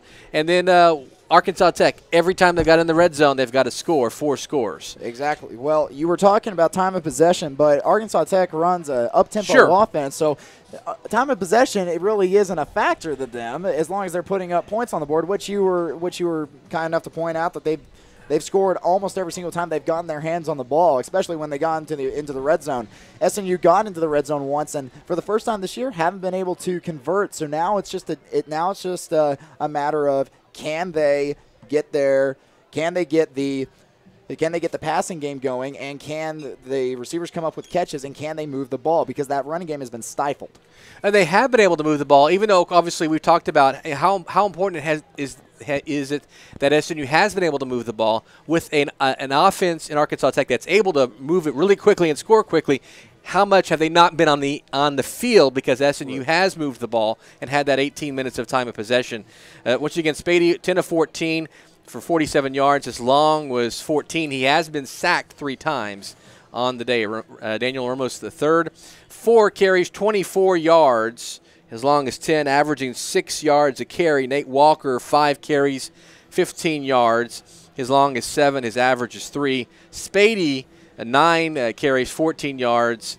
His long is 9, and he's about 0.3 on the average. Reese Carlson, 3 catches, 17 yards. His long is 14. Zach Walker, 3 catches for 8 yards. His long is 6. Reed Roloff's 2 catches for 8 yards. His long is 6. And Daniel Ramos III, 1 catch, 10 yards, and that was it. Anguiano, 2 punts for 79 yards, 39.5. He had a 48-yard punt on the day. Jekyll Davis doing good things on kick returns, 3 kick returns, 63 yards, long of 27, and Stephen Gordon had a 15-yard kick-off return as well. Miles Roll, 4 unassisted tackles, 2 assisted for a total of 6. Dorian Harris, 4 unassisted, 2 assisted. Josh Jordan, 2 unassisted and 1 assisted, and Daniel Flynn as well with 3, 2 of them being unassisted. Still waiting for Josh Jordan to get that 3rd straight game with an interception. Neither team is one to throw the pick, though. No one's really. It's either for Arkansas Tech, who is running really good routes and having a quarterback that can put it on the money, versus SNU, who is not really much of a passing team. So that's the difference in this game right now, and really that's why no one's been able to live dangerously on the edge and put it out there for those back 4 players for the defense to do anything with. Well, but that's good news for SNU as well so far, because the Wonder Boys defensive unit, they have been the best in the GAC intercepting passes. They've got 7 interceptions thus far this season. So for Spady and the crew not to give up an interception so far, good for SNU. So SNU will take the ball. We'll get the ball here to start the second half, trailing 24-0. And John, what do we need to see here in this opening drive? Well, you were touching on it before the half. SNU is a second-half football team.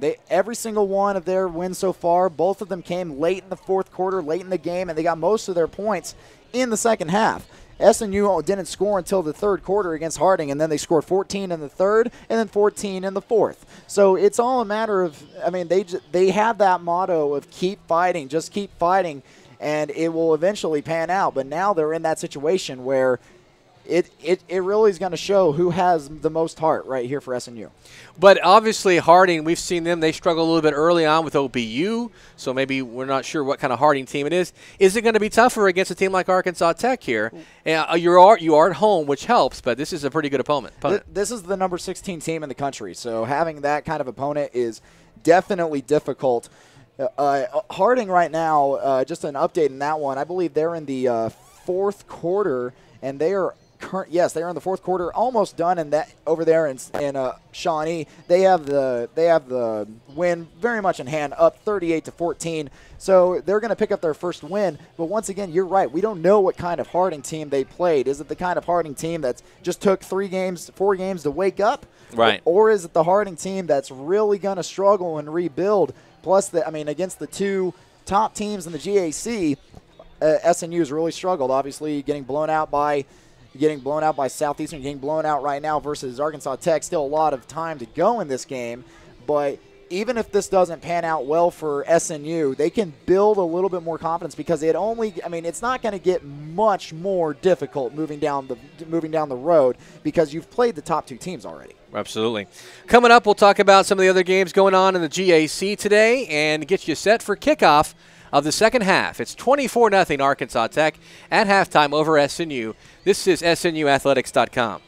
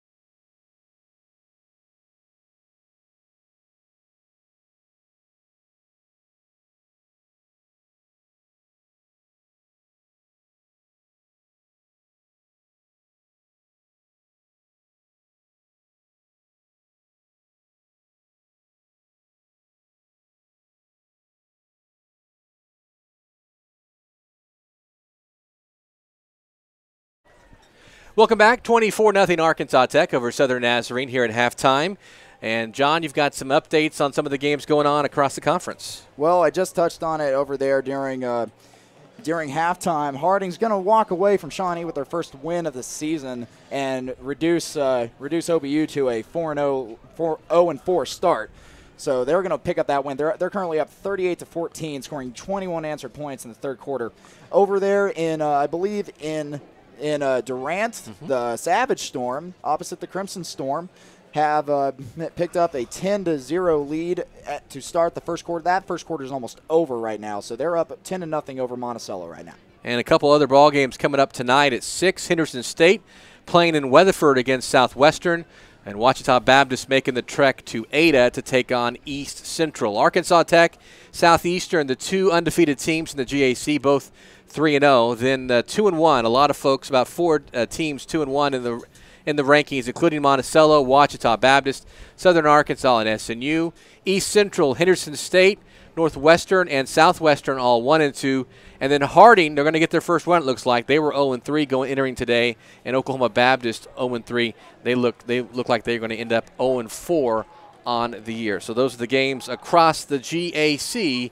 And SNU, if they, right here, down 24-0 as we enter the second half, I think we saw some success. You kind of called it. It was kind of a weird drive there, John, because you called about, throwing the ball down the field. SNU had some success there with a couple of pass interference plays. They weren't actually able to really connect with anything, but do you think you're going to try and go with that again? Maybe airing it out a little bit? Well, here's the thing: you're down 24-0. Right. So you've got to air it out a little bit more than you're used to. But I don't expect Andy Lambert to drift a whole lot away from his normal game plan of running that read option. However, that defense for Arkansas Tech's got it pretty much on the lock. So it'll be interesting to see whether or not how much Lambert is going to put Spady back in the pocket, and whether or not he wants to bring Jackson Hopkins in, because we know this from the Harding game. Jackson Hopkins can come in and make some plays, and Spady is not 100% after that hit against Harding. So it'll be interesting to see what he does. Hopkins, the junior from Wayland, California, threw for over 1,400 yards in California in junior college. 9 of 16 so far for SNU, 121 yards, 2 touchdowns, averaging 40.3 yards a throw on the day for Jackson Hopkins. Obviously a big key to that second half against Harding. I want to remind you, coming up next week, SNU will be playing at Henderson State. That's a 2 o'clock kickoff. And then we're back home with a broadcast on the 7th, October the 7th, against Southern Arkansas. 1 o'clock kickoff here from SNU Football Stadium. And that October 7th game, you can watch it right here at SNUathletics.com. as SNU will have a couple of games. The only time that SNU's got back-to-back home games in October, they play Southern Arkansas, and then they have a Thursday night game against Ouachita Baptist at 6 on the 12th during the fall break season. So just over a minute here before kickoff, SNU and Arkansas Tech, the second half getting set to get underway here from SNU Football Stadium. Good crowd out here for some Great American Conference football. SNU taking the field. And here come the Wonder Boys. So since SNU is going to kick off, it's very, very important that they get a stop on defense. And I will guarantee you that Resner will come out trying to put this game away early. He's going to try and ice this game on his first drive. So it's important that SNU really plays great defense here. So, actually, Arkansas Tech took the ball, and SNU will kick off. So they'll be on defense to start the second half. Kick coming up from Anguino into the end zone and out of the end zone, so it'll go to the 25. Obviously, SNU hasn't had a chance too much to kick off today, but a kicker who can put the ball deep into the end zone, out of the end zone, helpful as well. You're not having to deal with drives starting in bad field position for Arkansas Tech. You don't want to give them any help. No, you don't want to give them any help, and they got a great weapon in Carlos Anguiano, kind of foreign exchange student from the Barcelona, Spain area. He came and was in Arkansas, and we know for a fact that he was at his home church. Did house also Harding's head coach. Oh, wow. Harding's head coach tried to get him to come to Harding, but to no avail. Here we go quickly. Here comes Resner. We talked about it. Hands it off. Up the middle. Over to the 29-yard line.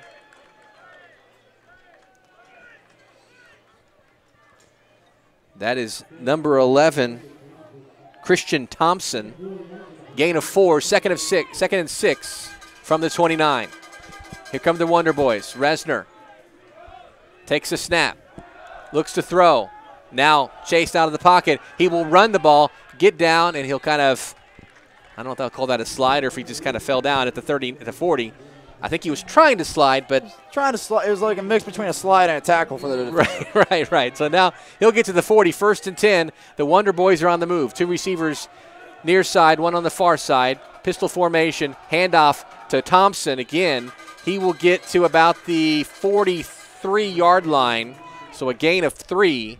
That'll bring up 2nd down and 7. Now, I know that Arkansas Tech's a careful team, but SNU's got to be looking for some sort of big play, a turnover, something to get the crowd back into it and to get that defense off the field. Once again in the pistol formation, snap, throws, near side, ball caught by J.V. Davis.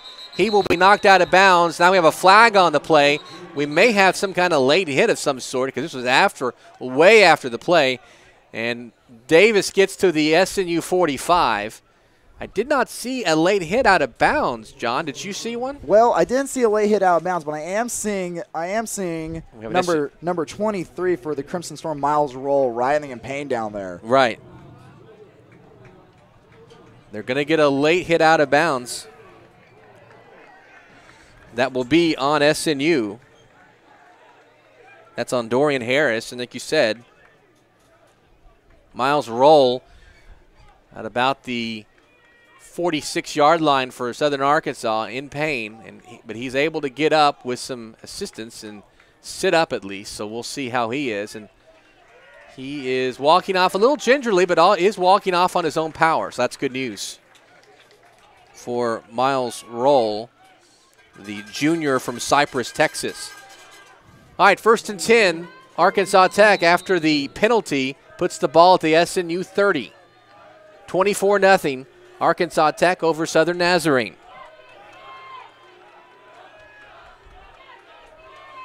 Snap to the quarterback, Resner. They hand the ball off to number 15. That's Justin Bailey. He gets to about the 33-yard line, actually loses some yards, so it's going to be 2nd and 13. Two receivers on either side. Bailey's going to stay in the backfield with Resner. Now he'll go in motion. Resner takes a snap, faces the rush, gets it off, dumps it off, and still running. It's number 2. That's Jacob Dean. And Dean will be knocked out of bounds, but not before he gets to the SNU, looks like the 5. So 1st and goal, Arkansas Tech. And, John, you called it, quick strike, and Arkansas Tech trying to put this away. 1st and 5, 1st and goal. They give it to Bailey. Bailey will go up the middle, and he will get stopped, but not before he gets to the 1. So gain of 4. It'll be 2nd and goal from the 1 for Arkansas Tech. Still running that quick tempo. There will be a little stoppage of play here as personnel from both teams come in. SNU going to bring in Jannard Johnson, big 6 foot, 355, 353 offensive line. And coming in and taking it in for the touchdown is Cale Folsom. He's a quarterback, and he took the snap in for the score, so it's 30-0. Arkansas Tech. So, unfortunately, not much resistance to that drive, John. No, they just went through SMU's defense like a blowtorch through butter. And really, I mean, it's just one of those things where they come out and Arkansas Tech knows what they need to do. That's why they're number 16 in the country. So here comes the kick from Perez. And it is good. So 31-0 Arkansas Tech as the Wonder Boys strike quickly here in the second half. 12:20 left to play in the third quarter. This is SNUathletics.com.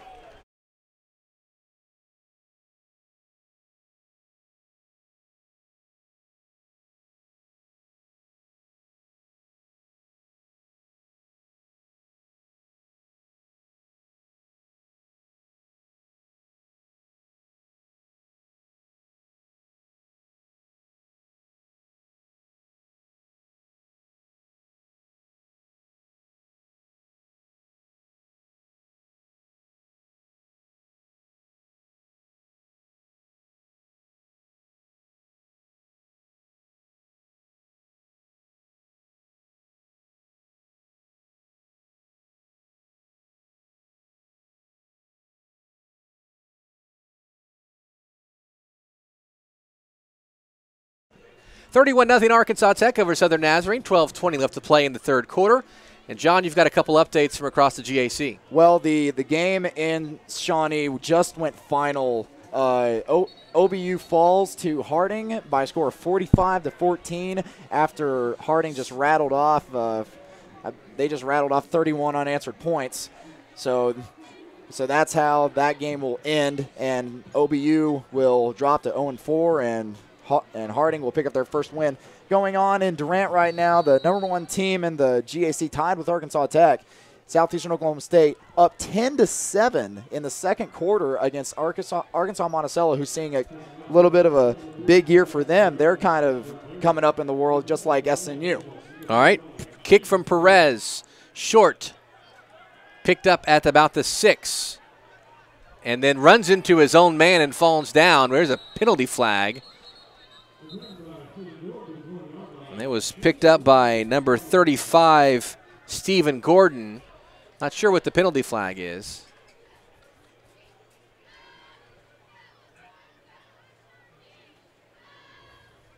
So they'll sort that out. Got the ball to about, I'm going to mark it at the, look like the 20 on the far side. And now we'll have a discussion.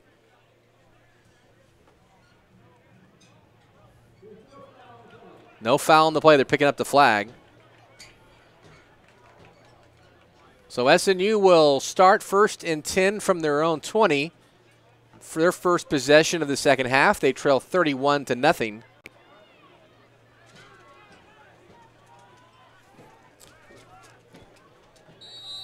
And here come the Crimson Storm and Jacob Spady, 2 receivers either side.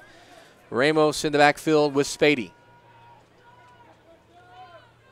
Hands it off to Ramos. And he will rumble up the middle to about the 30. He's got the first down, so SNU, like you said, not going to abandon the run even though the score. Have to get some running game going here, and they do with a first down here. Well, there's nothing wrong with running the football down 31 points, but if you're going to run the football, you got to score. Absolutely. And SNU just can't seem to find the end zone this game. 1st and 10 from the 31. This time keeping it as Spady, but he didn't have a whole lot to go. Was dodging defenders as he went there. Gains about 2 to the 33-yard line, maybe the 34. So it'll be 2nd and 7 from the 34 for SNU. 11:38 left to play.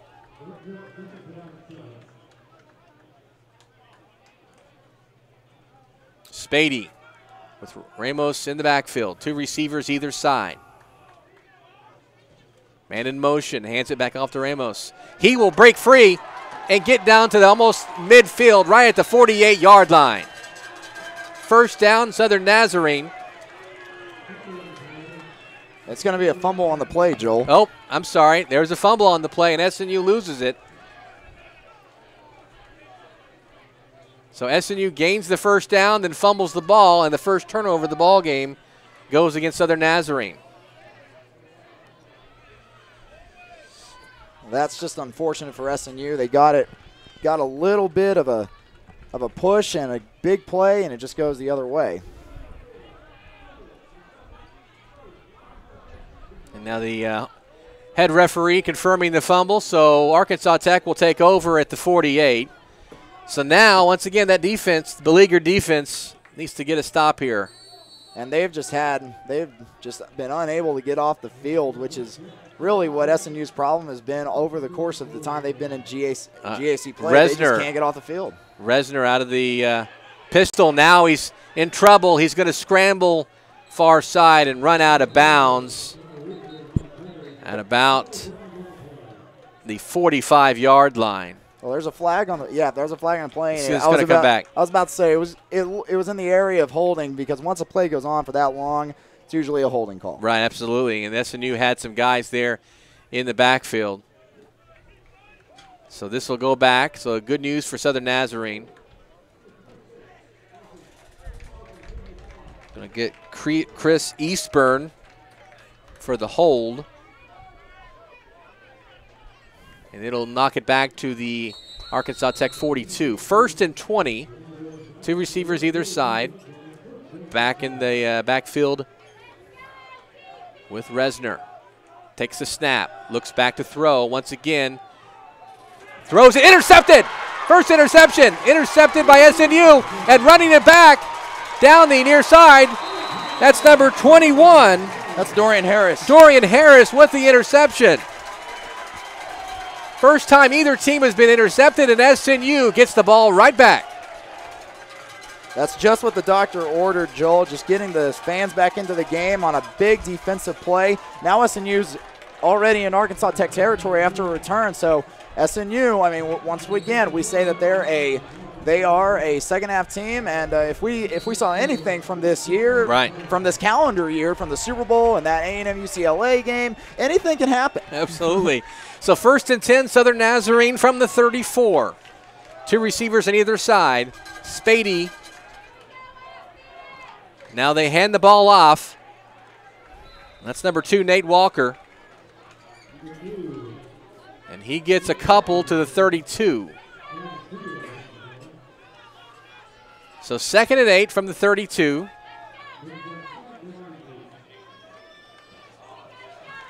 SNU getting the position.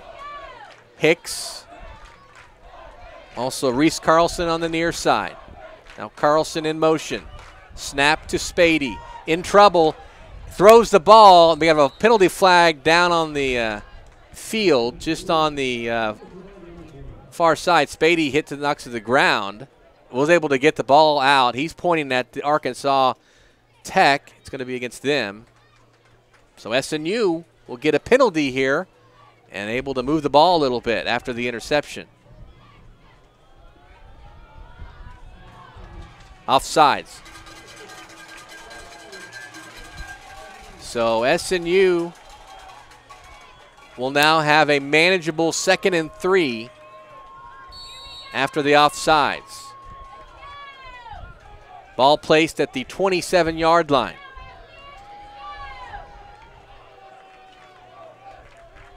.11 left. Reese Carlson in motion. Rolling out in the pocket. Spady throws it over the head, just overthrew his intended receiver. Zach Walker. That'll bring up 3rd and 3. So right here, SNU been given a couple of gifts here. The interception, now the penalty, and SNU needs to get on the board. Well, now SNU faces a 3rd and 3 situation, and man, this is a big one for SNU. They have to. I mean, they can't take very many more drives where they start out strong and then just kind of die down at the end. They've got to start putting some plays together and getting in the end zone. In the first half, SNU only converted 1 of 3 on 3rd down.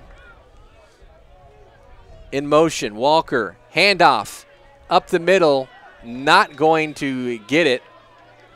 Going to be about 2 yards short. I believe that was Nate Walker, sophomore from Hitchcock, Texas. Brings up 4th and 2, and I think you're going to go for it here. Oh, well, even though it's the 3rd quarter, you know that they have to. Absolutely. At the Arkansas Tech 26, everybody getting in their places. Spady with 1 man in the backfield. And a man jumps offside, but they don't. It gets back in time. No flag. Play clock at 6. They're still looking. They're not going to be able to get this off. 3, 2. And they're able to get it off right at the buzzer, but unable to get the first down, going nowhere on the handoff.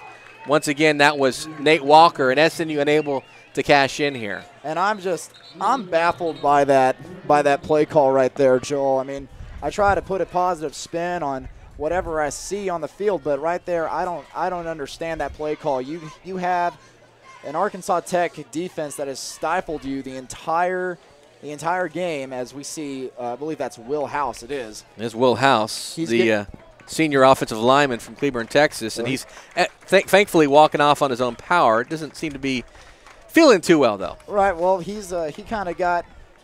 Might have been rolled up there. Kind of got rolled up, but once again, I mean, you're going up against an offensive front that it's a short yardage situation, a defensive front that's short yardage situation. You know how much you have to gain. They've been stifling the run all game. Why would you run a straight handoff right down the middle where everybody is? I don't understand that. Did not work out, and now Arkansas Tech will have the football. Now under center, Resner pitches it to Allen, and Allen gets to about the 28-yard line. First time I think we've seen Resner take a snap under center. You wonder sometimes these quarterbacks and the centers know how to do that in some of these offenses. It seems like just only yesterday we were watching Remember the Titans. He goes, shotgun, who do you think they are, the New York Jets? Right, exactly.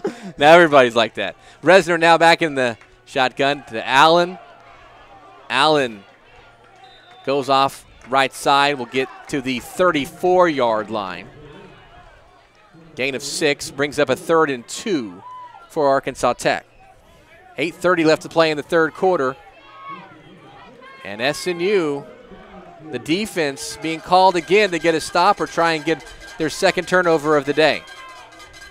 Resner fakes a handoff, throws it, low pass caught by Allen, runs into his own man, is able to get the first down, though. They're at the 41-yard line. A lot of traffic there. And now we have a flag thrown way after the play. I don't know if this is going to be on SNU for a late hit or any extracurricular activity. Well, this one might be against SNU if one of the defenders actually jumped into the pile late. Right. Because that is now due to new rule changes, that is a penalty in and of itself. That's on sport. I mean, that is a unnecessary roughness call. So the referee crew will discuss it. And this looks like it may go against SNU. Yeah. Like a face mask, actually. So tack on some more yards. Not what you want if you're Southern Nazarene here. Oh, not at all. Not at all. SNU, I mean, looking bleaker and bleaker as time ticks away, but you gotta try to find anything that you can to build upon. And if they and those penalties hurt. Absolutely. And SNU's been dealing with that, been dealing with penalties all year, even whenever they went to Harding and in East Central. In my opinion, that Harding game may have been the cleanest that they played in terms of penalties, in which case they won. And every single time, but once again, penalties kind of hurt. Noah Wells coming in for Miles Roll. Resner up the middle. Now that's big. A stop here as they hand the ball off. And maybe about 2 yards on the play. Now 3, 2nd and 7 from about the 41-yard line. So now you want to get, every time it's still about keep playing, try and get a stop here. I know we've talked about how it's not looking well for SNU, but you still want to get better as a football team. This is a good football team, so this is not like this is a really good team. So get some stops and give your offense the ball again. Resner with the football. And you've already played. Here's the handoff. Gets the handoff to number 11, Christian Thompson. Thompson gets to the 39. So it'll bring up a 3rd down and 6. 7 minutes left to play here in the third, 31-0. Well, like you were saying, I mean, that it's a good chance to build on as a team. And speaking of team, you'll see down there Noah Wells is actually playing today on the outside linebacker position. Noah Wells was the leading tackler from last year's SNU team, and he messed up his knee, so it wasn't quite sure if he was going to play this year. But there he Resner is. Throws it back out to number 26. That's Chris Eastburn. And he gets the ball. Now we going to have a penalty, I think. Nope, that's no penalty. Going to get to the 39, so a loss. Actually, no gain. So 4th and 6th from the 39. Well, as SNU's defense played that well. That was Noah Wells. That was Noah Wells again. Noah Wells making the play. He was once again, he kind of injured his knee. Wasn't sure if he was going to play this year, but there he is right out there. So he will not redshirt, as I was talking to him. He said that he might do. Resner throws the ball, and it's knocked out of the hands of the intended receiver, Jacob Dean. And that was Noah Wells one more time. Noah Wells making the play. So SNU holds on 4th down, just what we said they needed to do here. Yes, sir. That was just the Noah Wells show, and I mean, it always felt like this SNU defense was missing a little bit of something from last year. Noah Wells, once again, the leading tackler, the best defensive producer on this team, and him not being in the lineup the past 3 games. I mean, he's also a vocal leader. He's a lead by example guy. So him being on the field is big for SNU. All right, so the Crimson Storm will take over here at the 39-yard line. About 6 minutes left to play in the third. We've seen them been able to move the ball. Obviously, the last time they had really good field positions. So right here, SNU needs to go and finish a drive, something we haven't seen here at home at SNU Football Stadium. Well, they've yet to score a touchdown here at SNU Football Field. So. That's right. And there's an interception. Hopkins throws an interception, his first pass. That's picked up by Mike Sherwood, so not what you want. Now each team has an interception. Coming into today, neither team had an interception, but Hopkins throws a pick, and Arkansas Tech will have the football. 31-0 Arkansas Tech. Just under 6 minutes left to play in the third. This is SNUathletics.com.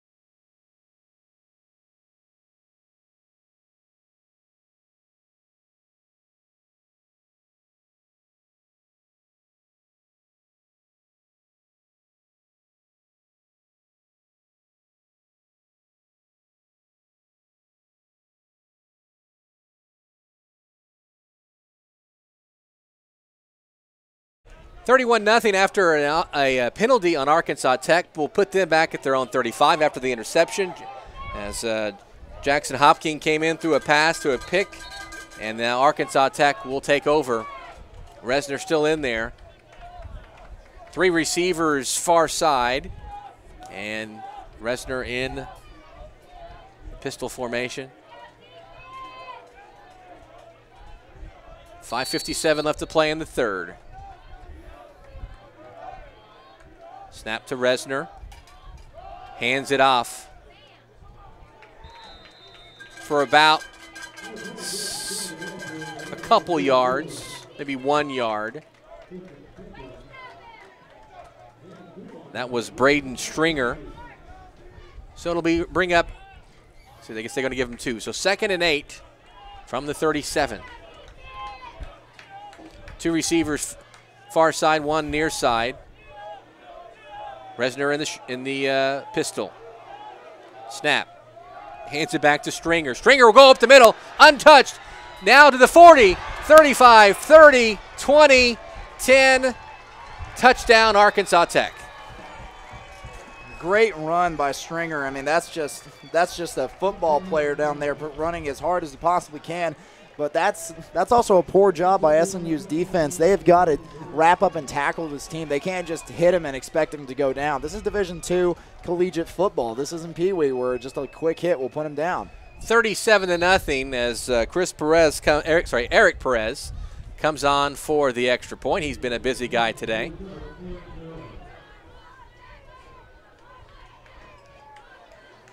Extra point is up, and it is good. 38-0, the score. Arkansas Tech over Southern Nazarene. 5:12 left to play in the third quarter, and this is SNUathletics.com.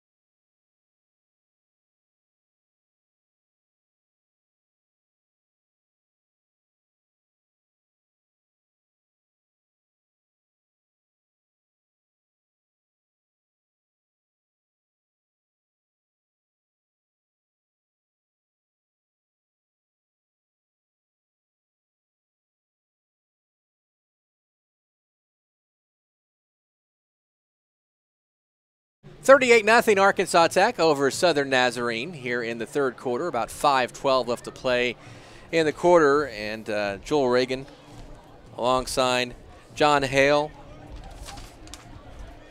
Chandler Stivers running the camera, making everything look good on the stream. John, we were talking about SNU struggling here at home, but playing 2 really good teams in Southeastern and Arkansas Tech. Well, you're right, Joel. They've played the 2 top teams in the conference, who one of which will stay on top, at least for right now. I mean, we don't know what's going to happen over there in Durant later today. That game's still at 10-7, so we don't know. But 2 top teams in the conference, but you're still winless. I mean, Perez kicks the ball. Stephen Gordon. Gordon will get the ball. They're going to spot it at about the 24-yard line, it looks like. Go ahead, sorry. No, you're fine. Action takes over my commentary. But as I was saying, I mean, it doesn't excuse the fact that you've been unable to score on your home turf. That's just inexcusable. You have to defend your home turf in the GAC, or else you're just not going to last long, as we saw with Harding last week. Absolutely. So now we've seen what happened. We'll see who comes out at quarterback. And it looks like it is going to be Jackson Hopkins. He played a big role last week against Harding in the second half. Well, he rolled out a few great throws, had a big 20-yard run to pretty much tell the entire Crimson Storm team that they're going to be okay with him under center. Hopkins will take it on the option, and he will go up for a couple, maybe 3 yards to the 27, looks like. Well, he is considerably 28. He is considerably shorter and smaller than Jacob Spady. I believe that Jackson is about my height, at about 5'11", 5'10". He's listed at 6 foot, 195. He's a little officially a little bit heavier than me, but he's. Hopkins throws the ball complete right at the marker. And they're going to give it caught. to him. Yes, they're going to. It's caught by Jacoby Hicks. I believe that's his first catch of the year, and that's a first down for Southern Nazarene. Now SNU trying to move the tempo a little bit. 4:27 left in the third. Hopkins, Ramos in the backfield. Two receivers either side, man in motion. Pulls the ball from the man in motion, and Hopkins will dive forward to about the 42-yard line. Sorry, rather the 37-yard line. Now Hopkins can run the read option, and he's rather fast, but the disadvantage that he has to Spady. Spady's got those long, lanky legs, a lot more difficult to tackle. Jackson, a lot smaller, can't stride as far. This time he will hand the ball off up the middle for a few yards there. They're going to be just short. Oh, they're going to give it to him. And a first down. That's Ramos. Daniel Ramos III. So first down SNU, now the ball at the 44-yard line. SNU driving here. Trying to punch it in and get some points, like you said, try and score here at home. Two receivers either side. Ramos on one, actually now two backs in the backfield with Hopkins. Hands the ball off to Ramos, stiff arms the guy, and then he trips, just kind of tripped and fell. Might have been able to cut to the edge there, but he trips at the 46. He almost had that one break wide open, just that one little fingertip gone the right side of that ankle. Call it the 47, 2nd and 7 from the 47. A lot of sevens in there. A lot of sevens. But we need 7 right now for SMU. 38-0, 2:50 mark. Hopkins will take the snap. Hands the ball off, actually will keep it, and he will get across midfield to the 49-yard line of Arkansas Tech. So it'll be 3rd and 3. SNU wants to keep this going. I think at this point, if you don't get the 3rd down, I think you're still.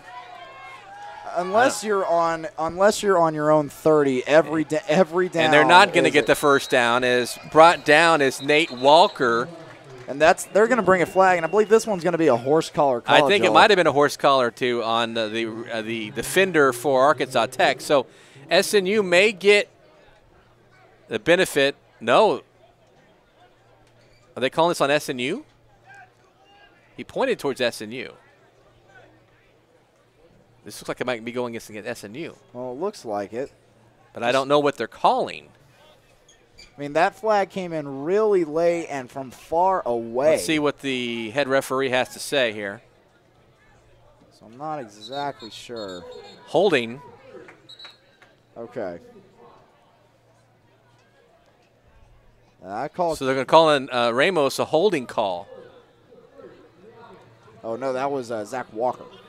Zach Walker? That was going to be, he's called number 3, Zach Walker. Okay, so Zach Walker, the holding call, and then they're going to decline that to make it 4th down and 5, and SNU looks like they are going to punt.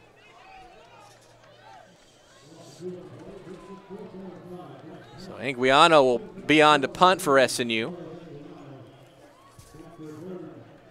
Braden Stringer back to receive the punt for Arkansas Tech. Once again, SNU gets to midfield and can't get the first down, and now Arkansas Tech will call timeout. 38-0, 1:55 left. Arkansas Tech over SNU. This is SNUathletics.com.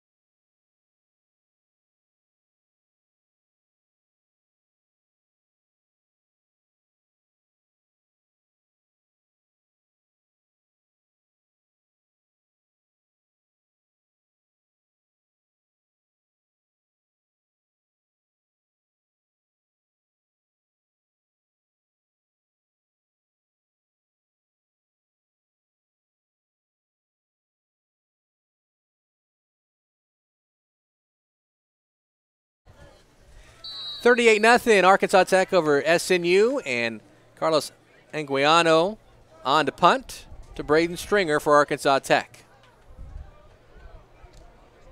Punt is away. Fielded by Stringer at the 6.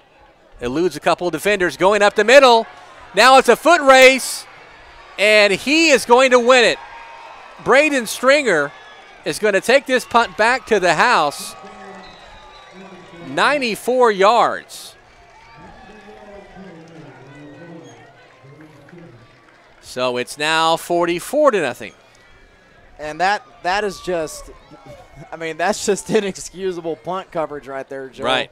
I mean, he missed 2 tackles, which, of course, in college is all you really need to miss.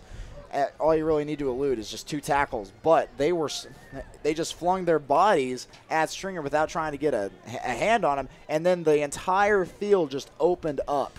I mean, SNU's got to find a way to correct that as they move forward. Second big play going against SNU. Now Eric Perez on to attempt another extra point. Called that name too many times today. I'm sure he's happy. And this extra point is good. 45-0 Arkansas Tech over SNU. 1:35 left to play in the third. This is SNUathletics.com.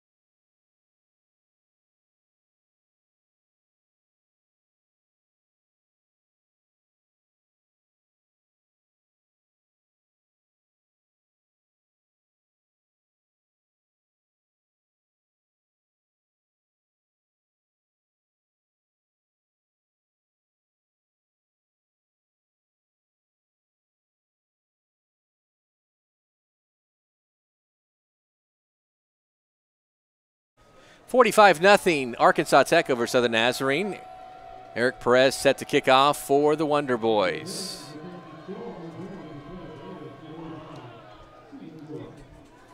Kickoff fielded at about the 15. It's number 35, Stephen Gordon. He will go out of bounds. They're going to mark it at about the 38-yard line, maybe the 39-yard line. Well, it's going to come back, Joel. Come back. See that head official point to the other way towards Southern Nazarene, blocking the back call. So another penalty on a kickoff goes against Southern Nazarene, and they'll march them back. All right, so SNU got to the 50 last time before unable to convert. So where do you go from here? Well, now you just say, let's put as much points on the board as we possibly can, whether that's with Jackson or Spady. I can't imagine they would put Spady back into the game at this point. I think we'll see Jackson Hopkins the rest of the way here. Right. I can't imagine them putting back Spady in there, and just to make sure that he's okay. Yeah, and there's Hopkins coming out there with the offense. So it'll be 1st down and 10 from the SNU 9 after the penalty. I would look for SNU to maybe try to air it out just a little bit more, bringing in Zach Walker, Reed Roloffs, Reese Carlson, try to get them a little bit more active. 2 receivers either side, now a man in motion. Hopkins takes the high snap, throws it out of bounds off the hands of number 3, Zach Walker. And so it'll be 2nd and 10 from the 9. Not exactly airing it out there. We'll see where they go from here. 1:22 left to play in the third quarter. It's 45-0 Arkansas Tech. And unfortunately, another day here in Bethany in a similar result as the season opener on August 31st. 2 receivers either side. Back in the backfield, man in motion. Hopkins throws the ball to Ramos, and he is hit immediately. In fact, he loses at least a couple yards. to the 7, so it'll be 3rd and 12.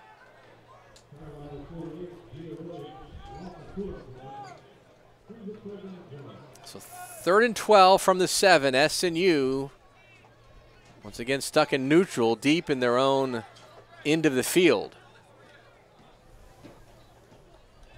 2 receivers either side.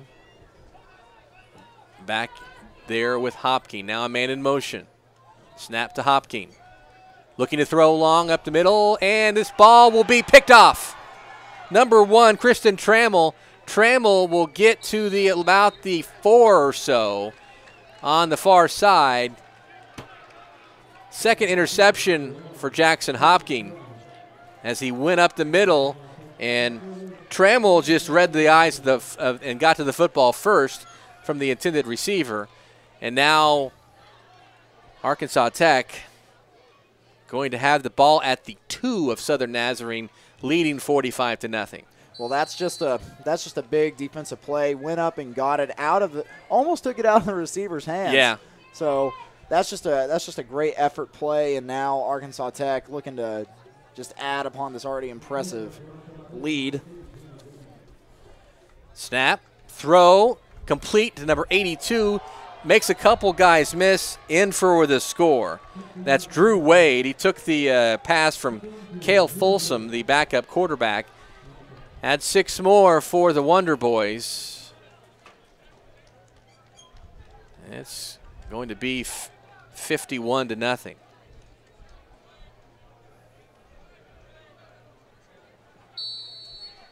Eric Perez will come on for another extra point. Snap is down, kick is up, and it is good. 52-0 Arkansas Tech over Southern Nazarene. Nope, we got a hold, it looks like. So for the second time on an extra point, Eric Perez and Arkansas Tech will have to kick it again.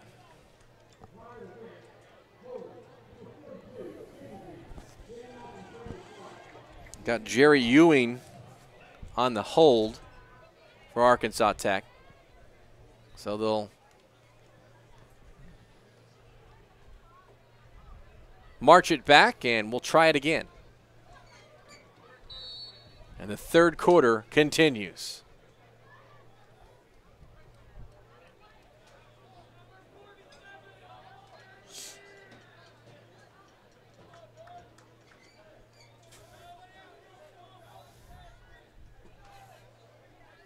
Snap is down. The kick is good. 52-0 Arkansas Tech over SNU. 28 seconds left to play in the third quarter. This is SNUathletics.com.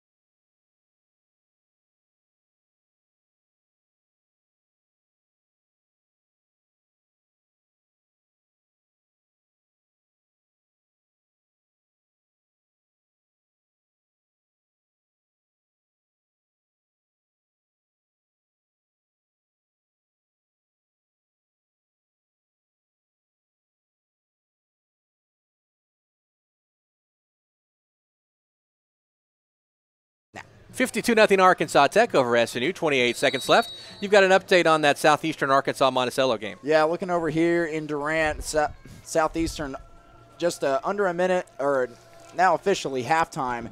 Southeastern's going into locker room 17-7 over Monticello. All right, kickoff to SNU. Picked up at about the 5. Stephen Gordon, he will be knocked out of bounds. Going to mark it at about the 22 or 23-yard line. And SNU will have the football. No flags on this one, thankfully.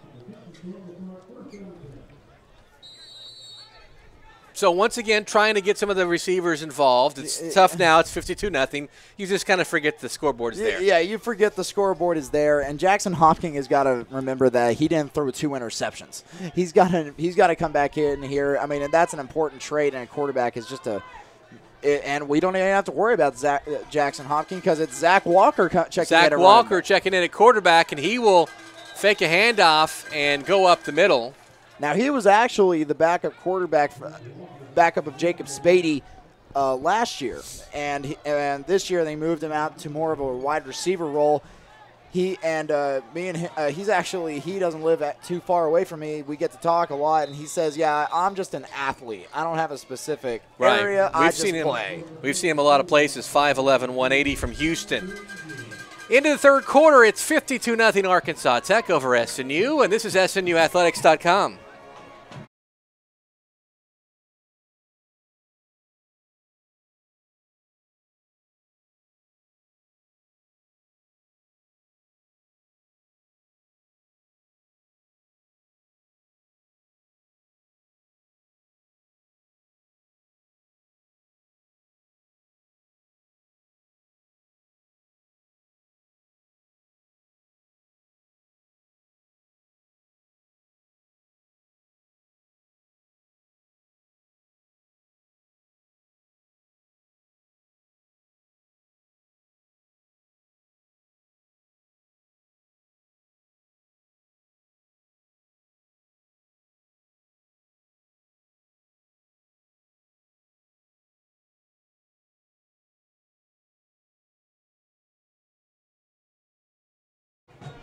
New quarterback Zach Walker, SNU down 52-0 as they're playing their third quarterback in this ball game. And you mentioned Zach Walker. We've seen him a lot in a lot of different positions, but now playing the quarterback position again for SNU. And once again, what do you see out of him as a quarterback here in this role? Well, he's more of a runner for sure. That's why we saw him more in the receiver role. But he can lead this offense better than most anybody else. And he's going to air it out right here. Airs it out to Roloffs, and it's knocked out of the hands of Roloffs by number 9, Jarrett Clayton.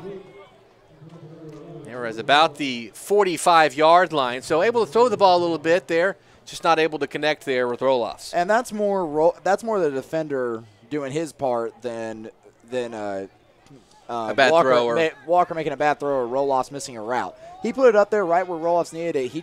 The defender just kind of knocked Roloffs a little bit silly, kind of disoriented him and dropped the pass. So I think Walker's the better backup of the two, but Walker's much better. Fakes in to Nate Walker now. Zach Walker will take it to about the 34-yard line.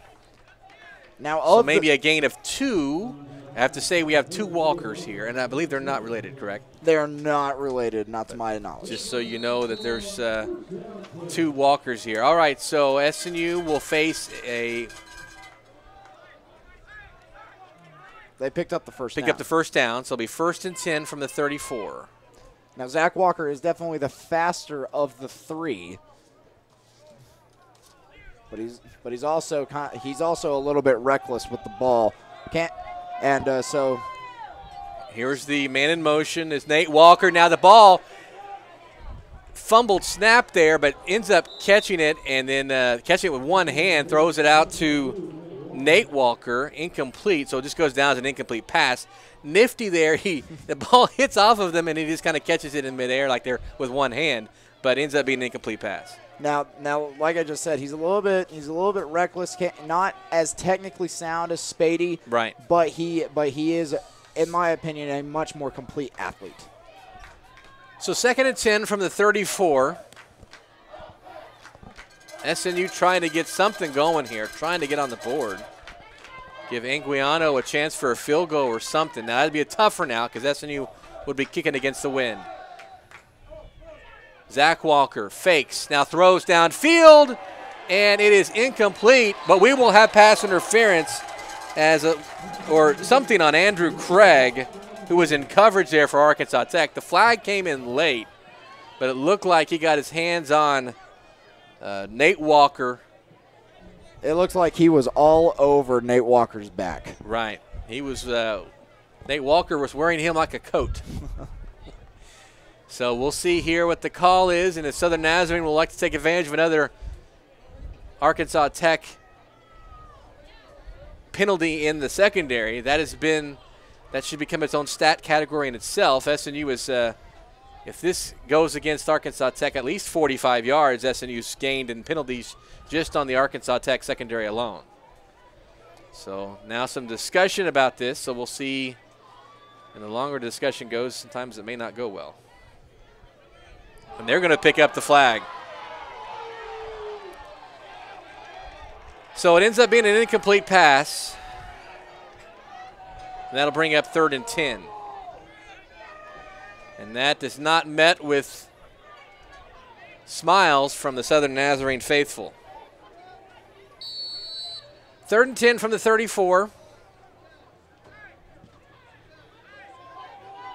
Two receivers on the near side, one on the far side, two backs in there with Zach Walker. Now in motion, Nate Walker. Back to pass, Zach. The throw, up the middle, almost intercepted. Hit Gio Williams in the hands, and he just maybe started taking off the run first and doesn't catch it. In any event, it's 4th down, so Southern Nazarene's going to punt. 14 minutes left to play here in the 4th quarter. 52-0 Arkansas Tech. Carlos Anguiano punting again. This is going to be Anguiano's 4th punt of the game.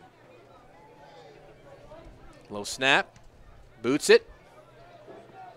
Braden Stringer will back it up. He called for a fair catch, and fair catches the ball at about the 22-yard line.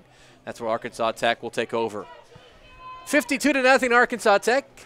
13:52 left to play in the 4th quarter. This is SNUathletics.com.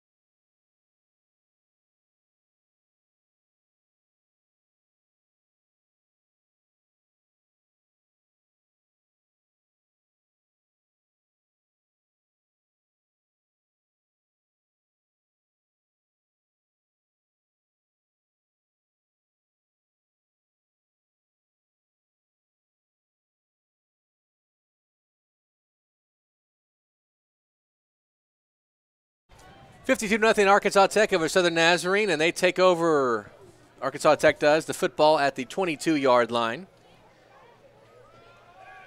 Handoff goes up the middle. That's to number 11, Christian Thompson. Tanner Gaines, the new quarterback for the Wonder Boys. Gaines, a 6'3" freshman from Hector, Arkansas. 2nd and 9 from the 23 for Arkansas Tech.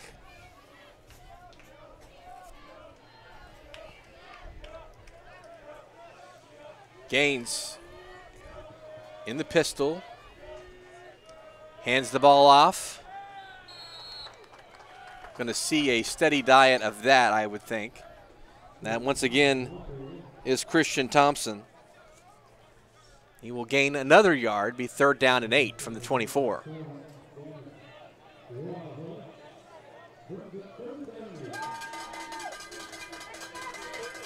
Third down and 8. Gaines. Two receivers on the near side, one on the far side, and a back with him. Takes the snap and throws it out of bounds Not caught, incomplete. So 4th down and 8. And Arkansas Tech will do a 3 and out. Being very conservative, of course. Is that the first 3 and out of the game? This is the first time we will have seen Clayton Watson, the Wonder Boys punter, and this guy is a good punter like Anguiano, averaging about 40.3 yards a punt. But here at the 12:40 mark in the 4th quarter, the first time we've seen Watson punt.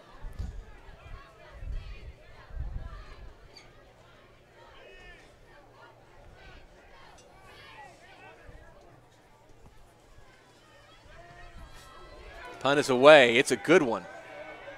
Good spiral. And this one is going to go out of bounds at about the 7? Yeah, the 7-yard line. So Clayton Watson with a great punt for Arkansas Tech, and SNU is going to be backed up to their own 7 here. At the 12:29 mark, it's 52-0 Arkansas Tech over SNU on SNUathletics.com.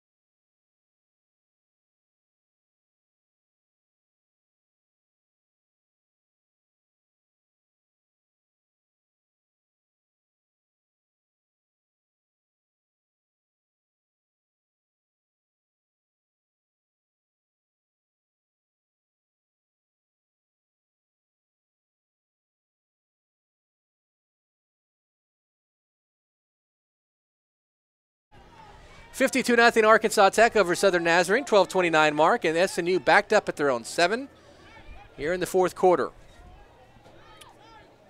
Zach Walker, the quarterback, takes the snap. He will go up the middle, has some room to run, and he will get out to the 14-yard line. And number 77, Mark Roll, his helmet came off, so he will have to spin a play on the sideline. Coming in for him, number 54, Hunter Jones. Jones, a junior from Davis. And also Devin Brady coming in, replacing Derek Gillis.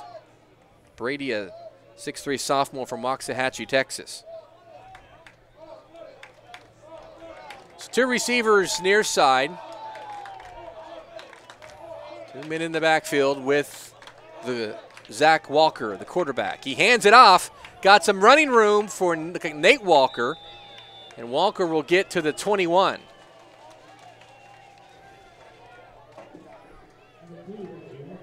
So 1st down for Southern Nazarene, able to move the sticks. They started this drive at their own 7.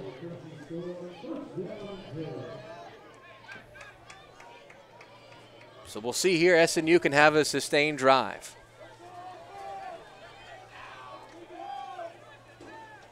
Zach Walker takes the snap, hands it off. Some room to run.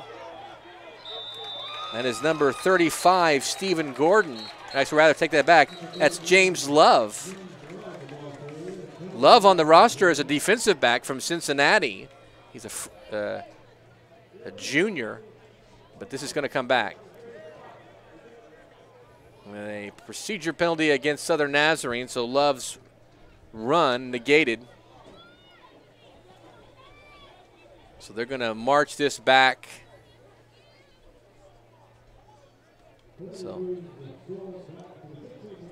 So back to the 16-yard line. That'll bring up 1st and 15 for Southern Nazarene.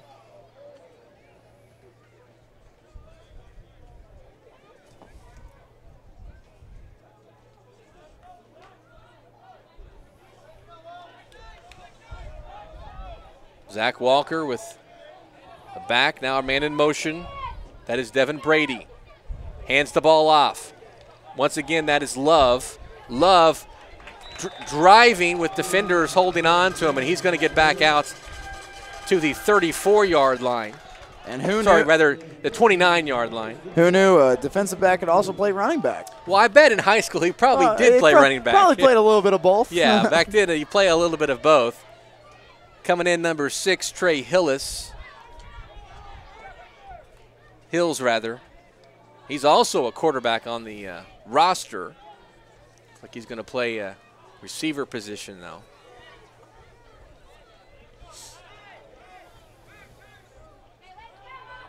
Two receivers far side. In motion's Devin Brady. Now the handoff to Nate Walker. He looks like he will get the first down to the 33-yard line. So SNU moves the sticks again.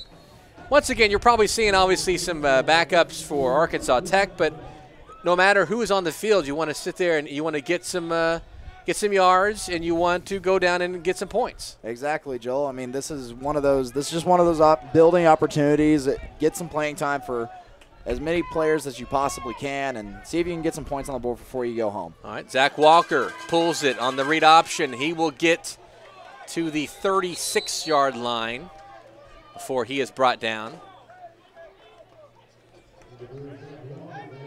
So a gain of 3.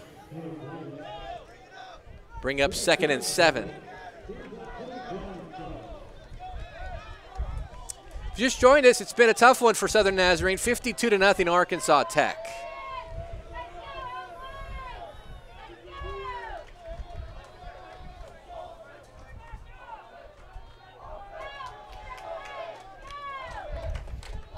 Ten on the play clock is SNU trying to get the play in. Zach Walker. And they're not going to get this off in time. We're going to get either a timeout or we're going to get a timeout, I believe. Nope, delay of game. They didn't get it off in time. There were still people trying to get in the right position when the play clock hit 0. And I'm sure that Andy Lambert's still kind of livid that that they couldn't quite get the snap off in time, get set. But then again, these are the second stringers, so I would second and third stringers more like. Right. So I think he'll end up letting that one slide. And I guess they're calling timeout too. Right.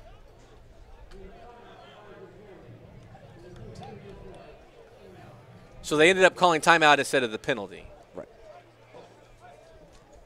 So no penalty, just a timeout. That's SNU's first of the half. They have 2. Arkansas Tech also has 2. When you have a lot of guys like this, you know, we talked about a defensive back who hasn't really played running back in this system. You got a lot of different guys in there at this point. You know, what are you looking for as a coach? Well, if I'm the coach for the Wonder Boys, I'm just thankful. If I'm Raymond Monica, I'm just thinking it's been a great day out here. One of the longer trips that I'm going to be taking this year. I'm just happy to get my boys a win and go home back to Russellville. If I'm Andy Lambert, I'm just thinking, how can we find anything to build upon? There's got to be something here that we can build upon moving forward, because they have to take another long road trip to Arkadelphia next week to take on a rather good Henderson State team. 2nd and 7 from the 36. Zach Walker takes the snap and he throws it over the head of Nate Walker. The flats, and it'll be 3rd and 7. So SNU got some help here and able to get to the 36, but they've had that maybe one trip inside the red zone. One trip inside the red zone. Besides that, it's not been much going here. Devin Brady comes out. It's like Derek Gillis back in for SNU. Snap to Zach Walker, rolls out, looking to throw. Now he's in trouble. He's going to be sacked. They're going to get him at about the 30-yard line, so that'll bring up a 4th and 13, and SNU will have to punt. Now SNU's offensive line has just been bullied today by that front 7 of Arkansas Tech, and quarterbacks have just been feeling it. First Spady, then Hopkins, and now Zach Walker. So that would be a point of emphasis that I would look to improve upon as the season goes on, is finding a way to protect the quarterbacks. And this is a tough team to play against when it comes to, Tech is allowed a GAC low 15 points a game. A goose egg on the board would help that average. Anguiano will punt for SNU. Punts the ball. And fair caught by Braden Stringer. Going to spot that at the 35-yard line. 8:02 left to play in the ball game. It's 52-0 Arkansas Tech over Southern Nazarene. This is SNUathletics.com.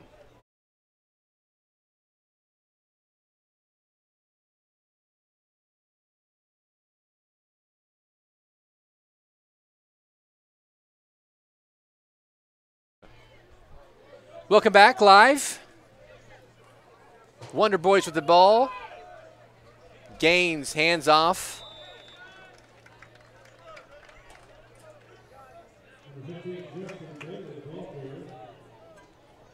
Justin Bailey, the ball carrier, he gains 5.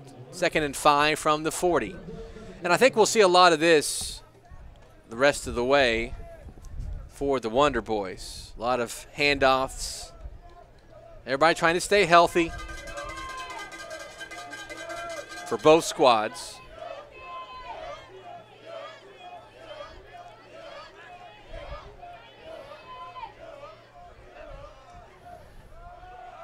Gaines pitches it off for a first down.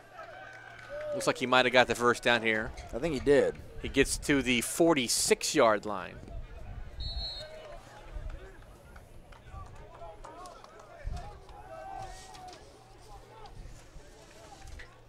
So 1st and 10 from the 46.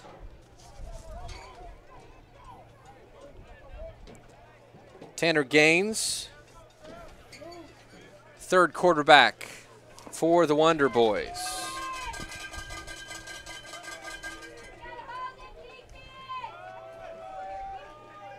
Now, Gaines keeps it himself. Will get nothing. Arkansas Tech will play Ouachita Baptist coming up next week. They'll play that at home. Travel to Arkansas Monticello. Travel to Weatherford, take on Bulldogs at Southwestern. Then back home in October for Northwestern. And then at Ada to East Central.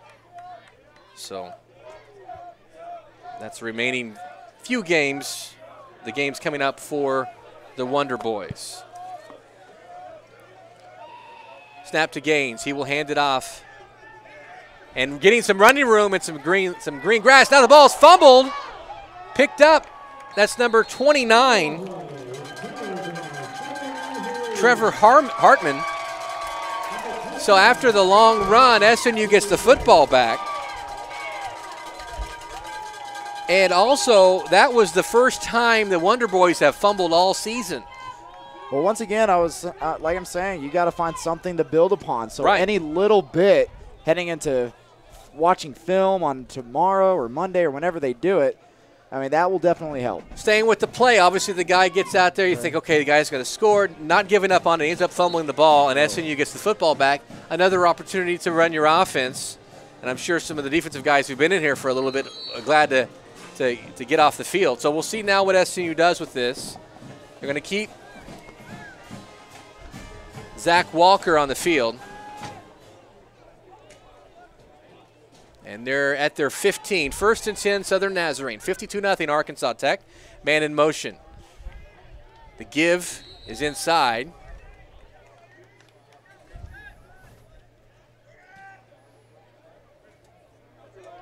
And for a yard,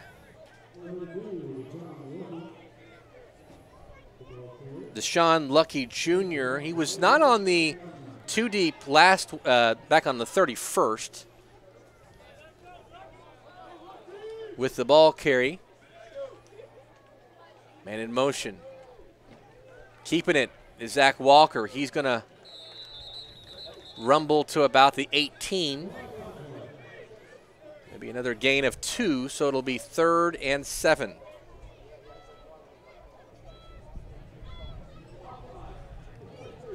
But this will be some more yards for SNU, an offsides call called against Arkansas Tech. They'll spot the ball at the 21-yard line, so it'll be 2nd and 4. So SNU taking advantage of the penalty.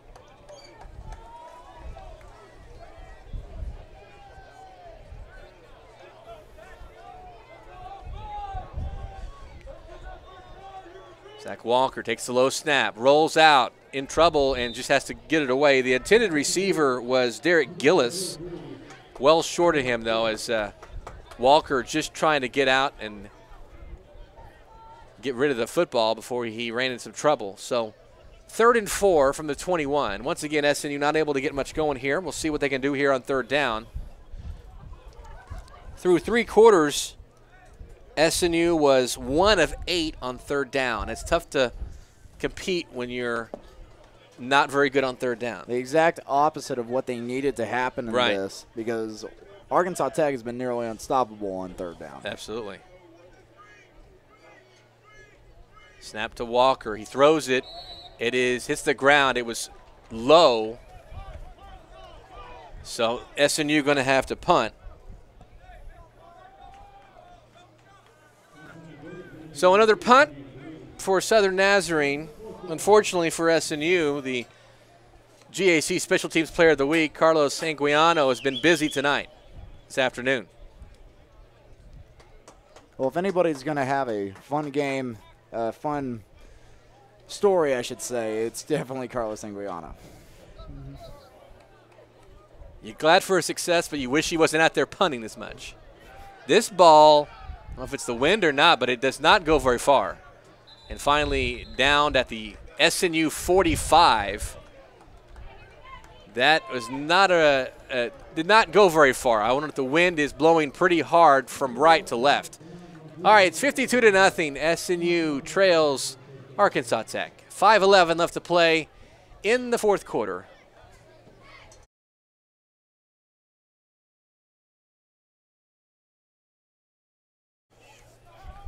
We're going to keep it right here. They're ready to play, the Wonder Boys. Still in there is Tanner Gaines. And now we're going to get a timeout of some sort. Arkansas Tech will run out to the field and call timeout.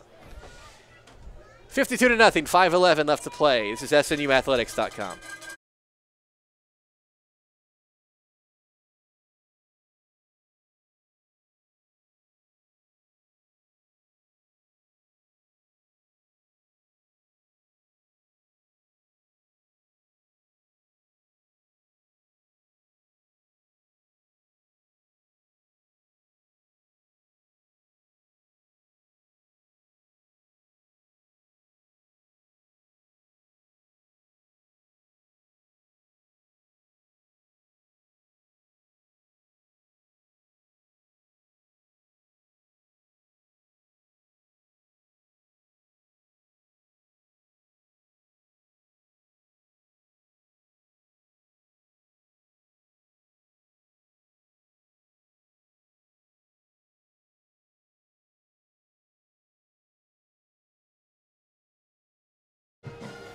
$52-0 the score. Arkansas Tech leads Southern Nazarene, and the Wonder Boys have the football at the 45-yard line. They hand the ball off. It's number 25, Brian Allen. Is that Brian Allen still in there? And he will get the ball for a couple yards to the 43. That's 29. Brandon Hunter. Hunter actually listed as a wide receiver on the roster. 5'9", 161 from Benton, Arkansas. 2nd and 8 from the 43. Clock is rolling at 4:30.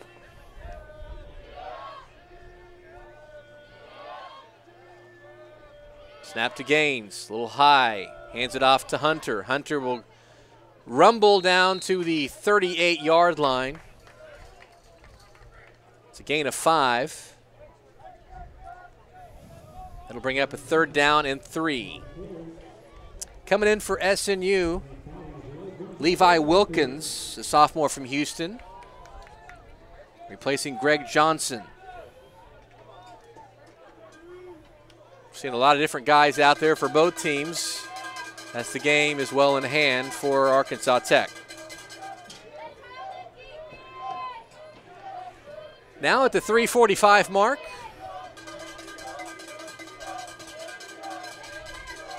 Third down and 3. Snap to Gaines. Options, he'll keep it. And he will get to about the 36-yard line. Not enough for the first down.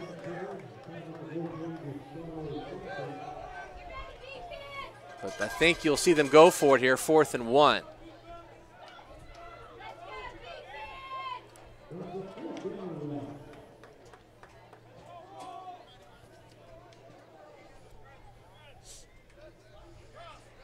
Just at 3 minutes now. Now Tanner Gaines gets the call from the sideline in the pistol formation. 2 receivers far side, 1 on the near side. Snap to him, hands it off. And this is Hunter. He has some room to run. Easy first down. He'll get all the way down to the 23-yard line. 2:44. The stoppage of play for the first down. And now the clock rolling again. 52-0 the score, Arkansas Tech over SNU. The Wonder Boys running clock now as we roll towards the end of this one. And it's just looking more and more like it's going to be a collision course on November the 4th with with 3 of the state of Oklahoma's biggest teams playing important games, with Southeastern looking to be on a collision course with Arkansas Tech. Right. And most likely for the conference championship, and that same day is Bedlam. So we'll see what happens. Absolutely. 2:05, 52-0. They get down to the 18, 2nd and 5. We saw how good Southeastern was on the opener, and the SNU obviously struggling, but also Southeastern, a very good ball club. Under 2 minutes now, 1:45. Gaines on 2nd down and 5 from the 18. Hands it off to Hunter. Hunter, nice tackle made by number 14, Gustavo Sanchez. Sanchez on the roster as wide receiver, playing some defense, and made a good open field tackle there on Hunter. 1:20 left to play. 52-0 Arkansas Tech. And now both teams just waiting for the inevitable to end here.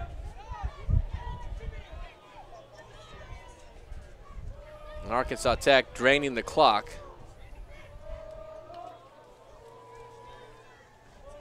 Right now at 1 minute, 7 on the play clock. Now they get set.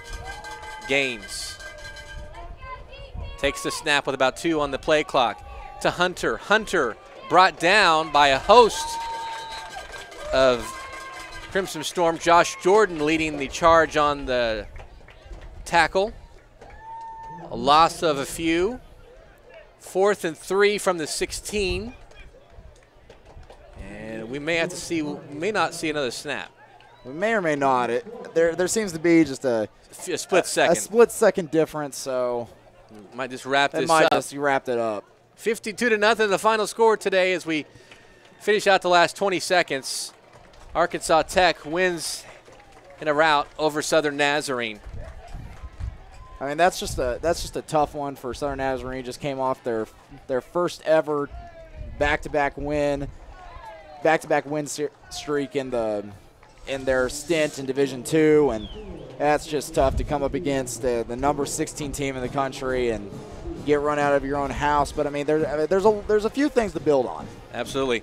We'll talk about that, have some final thoughts and the final stats coming up. Final score, 52-0 Arkansas Tech over Southern Nazarene. This is SNUathletics.com.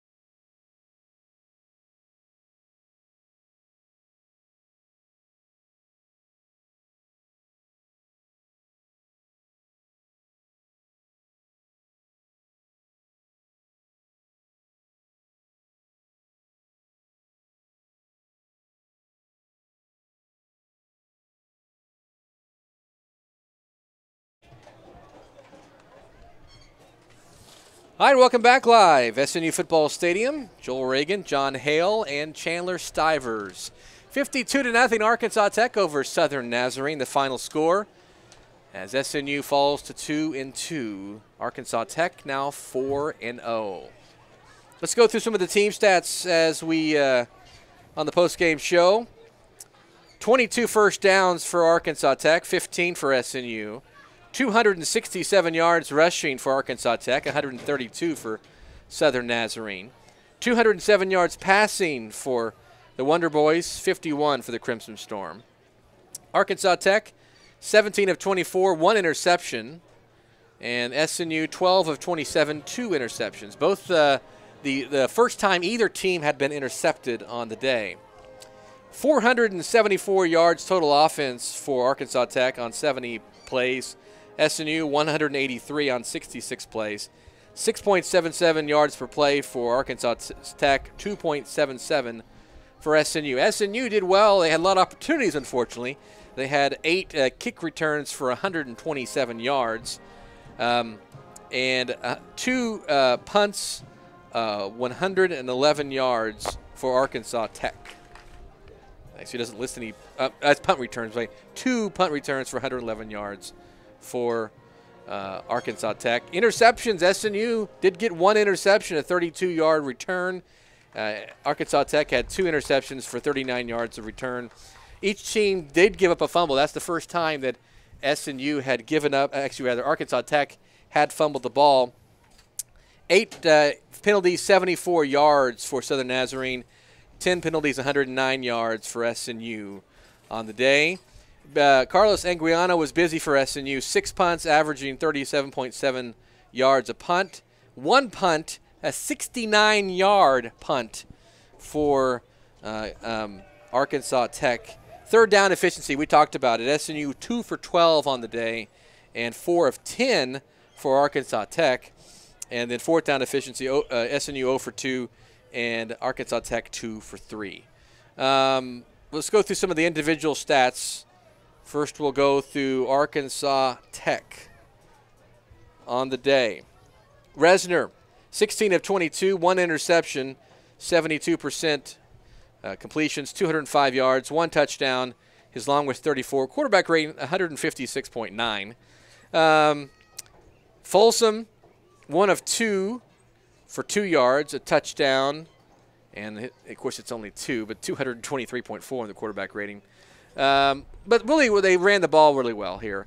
Allen, 15 carries, 87 yards, averaging almost 6 yards a carry, 1 touchdown. Stringer, 6 carries, 72 yards, averaging 12, also had a touchdown. Bailey, 5 carries, 53 yards, an average of 10. Hunter, 7 carries, 32 yards, average almost a 5. He had a touchdown on the day. Thompson, 6 carries, 13 yards, an average of 2.2. Gaines, 3 carries, 6 yards, average of 2. He also had a touchdown. Resner, 3 carries, 5 yards, 1.7. And then Folsom, 1 carry for 2 yards on the day. Receiving-wise, they spread it around. Dean with 7 catches, 75 yards. Davis, 4 catches, 56 yards. McKenzie, 1 catch, 34 yards. Hampton, 2 catches, 31 yards. Glasper, 1 catch, 9 yards and a touchdown. Wade, 1 catch, 2 yards and a touchdown. And Eastburn with 1 catch, didn't get any yards. John, for SNU, tell us about how they did. Well, looking at the rushing for SNU, Daniel Ramos was the leader of the attack for the SNU. He carried 8 times, gained 59 yards, 7.4 yards a carry, which is pretty darn good on his behalf. Longest run was 11. Behind him, Zach Walker ran for 25 yards, but he gained only 19 due to a sack while he was playing quarterback. He ends up with a 3.2 yards a carry. Shellmeyer with 1 carry for 13 yards, and Jackson Hopkins trying to pull in a few more of them by himself, getting 11 yards on 3 carries. And Jacob Spady, of course, coming in with 10 carries, 17 yards. Running his longest was 9, 0.6 yards per carry. Probably his least impressive rushing performance of the year. Looking at the receiving core, Reese Carlson, 5.7 yards a catch, and he caught it 3 times for 17 yards on a long of 14. Reed Roloffs was kept at bay, only catching it 2 times for 8 yards. Zach Walker 3 times for 8 yards. And going to the passing stats, SNU played 3 quarterbacks today. Jacob Spady, 93.0 QBR, went 10 for 15. No interceptions through a third of his passes, obviously connected for 47 yards and a long of 14. He was sacked 3 times. Zach Walker was sacked once, and Zach Walker did not complete anything on 7 attempts. And Jackson Hopking, negative 33.3 QBR on 2 completions on 5 attempts on 2 interceptions. So he really completed 4 passes of his 5, but 2 of them were to Arkansas Tech. So just kind of tells you the kind of day that he's had. And then Daniel Ramos was the only one to fumble on the day, so totaling up to 3 turnovers overall. I mean, and SNU, the good thing for SNU is that the best teams are behind them. Right. So SNU with Henderson State next week. That's at Henderson State. Then coming home for a couple of ball games at the beginning of October, Southern Arkansas, Ouachita Baptist. Then back on the road against Monticello. Then home against Northwestern, so they don't go to Alva. And then on the road to Weatherford to take Southwestern on the November 4th. And then back home against Oklahoma Baptist, a big rivalry game to end the regular season for SNU. So, okay, we've talked about it here. Obviously a great opponent in Arkansas Tech, ranked number 16 in the coaches poll, 22nd in the D2Football.com poll. And they're going to be up there with Southeastern at the top of the GAC. That's pretty much, we probably know that's going to be the case, right? Most likely the case. Looking over there at the game going on in Durant with Southeastern, Southeastern jumped up to a 24-7 lead, but Arkansas Monticello has answered right back. They're in the third quarter, so it'll be interesting to see how that game plays out. Still a competitive one in Durant, but it is continuing to look like it's a collision course on November the 4th. Between the Savage Storm and the Wonder Boys. So we'll see what happens on that at the top of the deal. Now, where does SNU go here? You know, obviously Henderson State next. Where do you go here? You've played a couple of great games on the road. I guess if you're SNU, you're excited because you're going back out on the road and you've played well on the road, and you haven't played well here in Bethany. Well, you just you could tell after that game against Southeastern that Andy Lambert said something to his guys about wanting to win, and that obviously came through whenever they beat East Central, and then they followed up with a win against Harding. You got to find that same fire on the road as you find at home. You got to make home your home and protect it like it's yours. Looking ahead into the schedule, those 2 Arkadelphia schools are interesting matchups for SNU. Henderson State not packing as much firepower as they have been known to do, as they were a highly ranked team last year, the only team that Harding had trouble with last year. Right. So that team is interesting. And then coming back home against Ouachita on a Thursday night in October, Ouachita has been struggling. So it'll be interesting to see against those 2 Arkadelphia teams, and they play the first one actually in Arkadelphia against Henderson State next week. Right, and then of course in between those 2 games, you play at home against Southern Arkansas. And that one's a tough one too, because Southern Arkansas, they're no slouch either. Southern Arkansas, they've lost to Arkansas Tech, but they're still a really good team. Passing offense, very, very, very, very good. So Southern Arkansas will be a team that SNU might struggle with, but they've got a game against Henderson, and then they come back home. So they got 2 weeks to figure out all the kinks, because there's still some things to work out, obviously, as we've seen here. 2 more games today in the GAC. Ouachita Baptist playing in Ada against East Central. That game's a 6 o'clock game. Also at 6, Southern Arkansas making the trek to Alva to take on the Rangers of Northwestern. Well, we'll have a total coverage of SNU Henderson State, of course, on SNUathletics.com. Our next broadcast here on SNUathletics.com coming up on Saturday, October the 7th against Southern Arkansas. 1 o'clock kickoff and a pregame at 12:50 right here at SNUathletics.com. For John Hale and for Chandler Stivers, who made us all look good on TV, appreciate you listening. For Sports Information Director David Noblet and SNU, really appreciate you watching and listening to the broadcast. Once again, the final score, 52-0, the final, Arkansas Tech over Southern Nazarene. From SNU Football Stadium, I'm Joel Reagan. Have a pleasant afternoon.